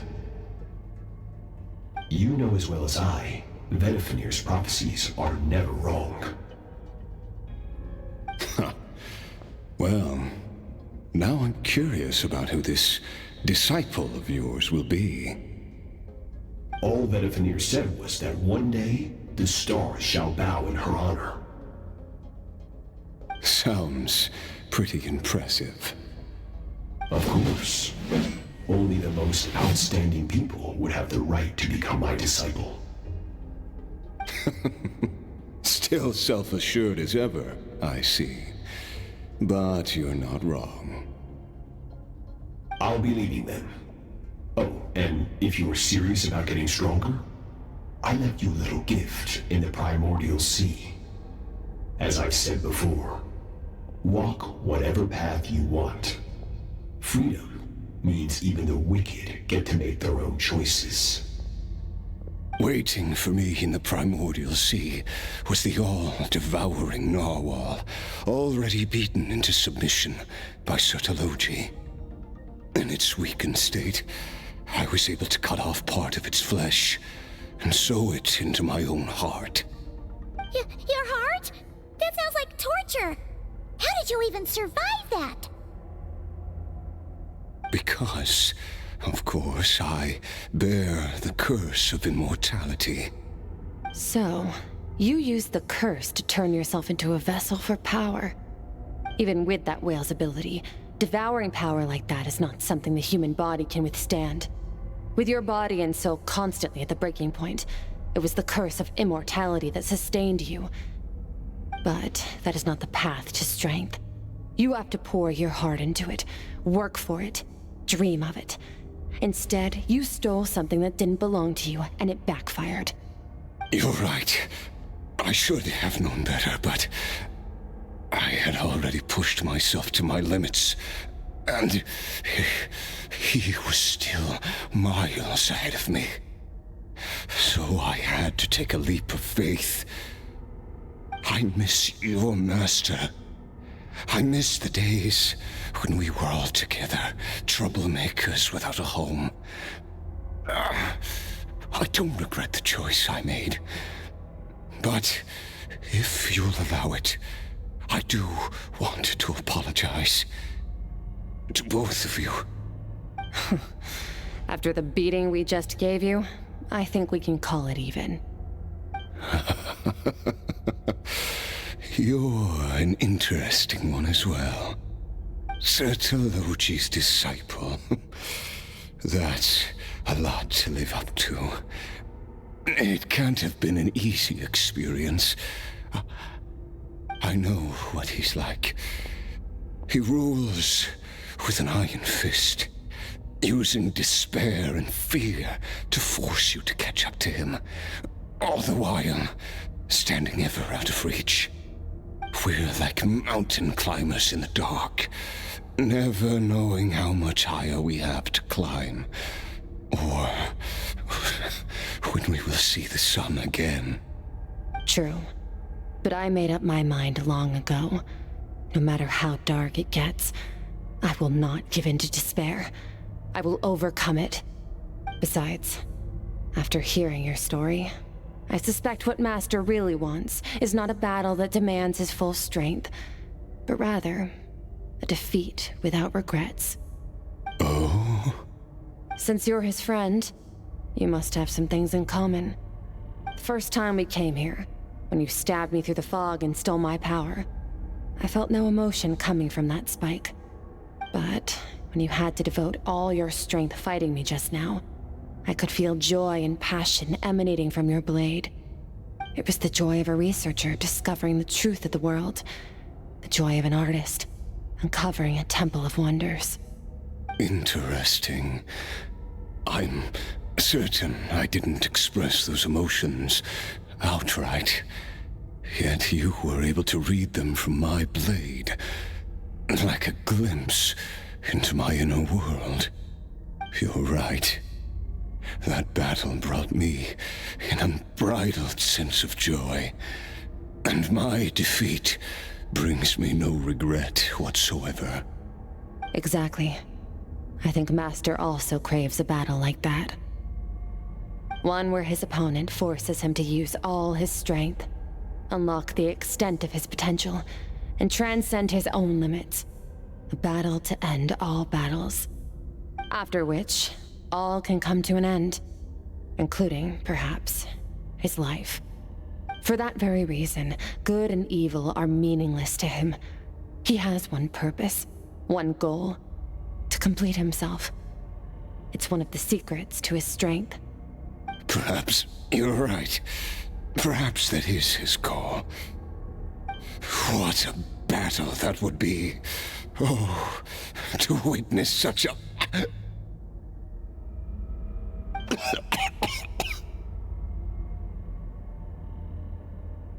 you okay? Too many different kinds of power are surging through my body. The curse of immortality allows it all to coexist, but it does not remove the pain. I won't be able to hold on to my sanity for much longer. What a shame. I would have loved to witness that battle. Sertologi once offered to free me from this curse. Now, I must ask that of you, SKIRK. Can you release me from the pain?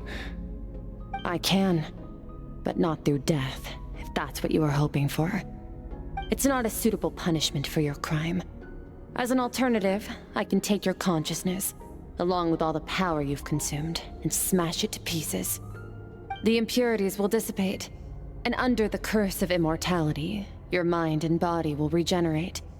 When that process is complete, you will be back to who you were before, no longer tortured by powers you can't control. But it will be a time-consuming and painful process. The decision is yours to make. I accept. And who knows? Perhaps I'll wake up in time to witness your great battle with Sertologi. I have faith that you'll be able to stand against him one day. Though I know it'll be a long and arduous road. If we are climbers in the dark, it appears the dawn has finally broken for me.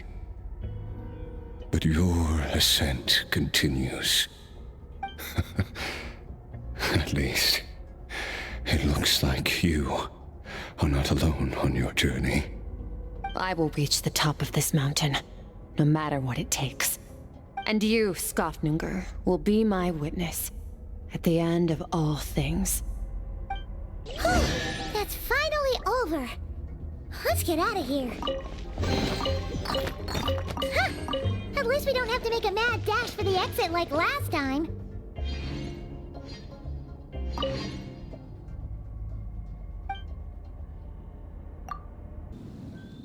We did it!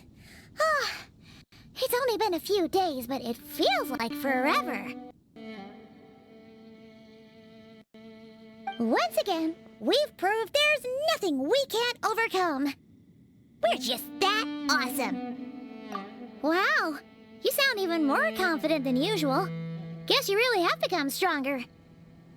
Today sure went by fast. It's night already. Oh wait, that reminds Paimon. The stars you mentioned, the ones that died out, are they back now? Yes. The power Skofnungur stole has been returned. So, the stars have regained their light. Great! Huh, it's crazy that you even noticed their light was gone. There are so many stars in the sky. If a few disappeared, Paimon definitely wouldn't be able to tell. I suppose it's because I have gazed upon this sky for centuries. The false stars, hanging in the meticulously planned sky, glittering with rotten light. It's not real. And yet, it is for that very reason that I can look upon it and enjoy the momentary peace it brings. Even the most beautiful of bubbles has to burst. We will return to the real universe one day, whether of our own volition or not. Time marches ever forward. Even the innocent and naive will taste life's bitterness. Yet through hardship, we grow until we learn to seize the sands of time for ourselves and uncover our true strength. Though we gaze upon a false sky, its vastness and majesty is palpable. One can only wonder, what is it going to take for kindness to reign supreme in the vast expanse of the universe? Ugh, this is all going over Paimon's head. But if she knows one thing, it's that the traveler always finds a way. Ever since we met, she has filled Paimon's days with happiness. No matter how tough things get, she always finds a way to make it better. If it's too big a job for one person, then we'll do it with two. And if two's still not enough, then three. We've met so many amazing friends and accomplished so many amazing things. As long as we don't give up, we can make any wish come true. I suppose when it comes to you, anything is possible. Well, I should be going. Now that my power is no longer isolated from my emotions, I need more practice to get used to it. I suppose fate will decide. Maybe we'll bump into each other on the street. Or maybe we'll reunite on a different planet entirely. Regardless, reunions and partings are but passing moments. More than anything, I hope that at the end of this journey, wherever it takes us, we stand in a world reborn. One without war, pain, or forced partings. One where new life can bloom, even where there was once nothing but scorched earth. For this, we must all work to become stronger. Goodbye, traveler. Remember your training. Make sure to put it to use. Bye!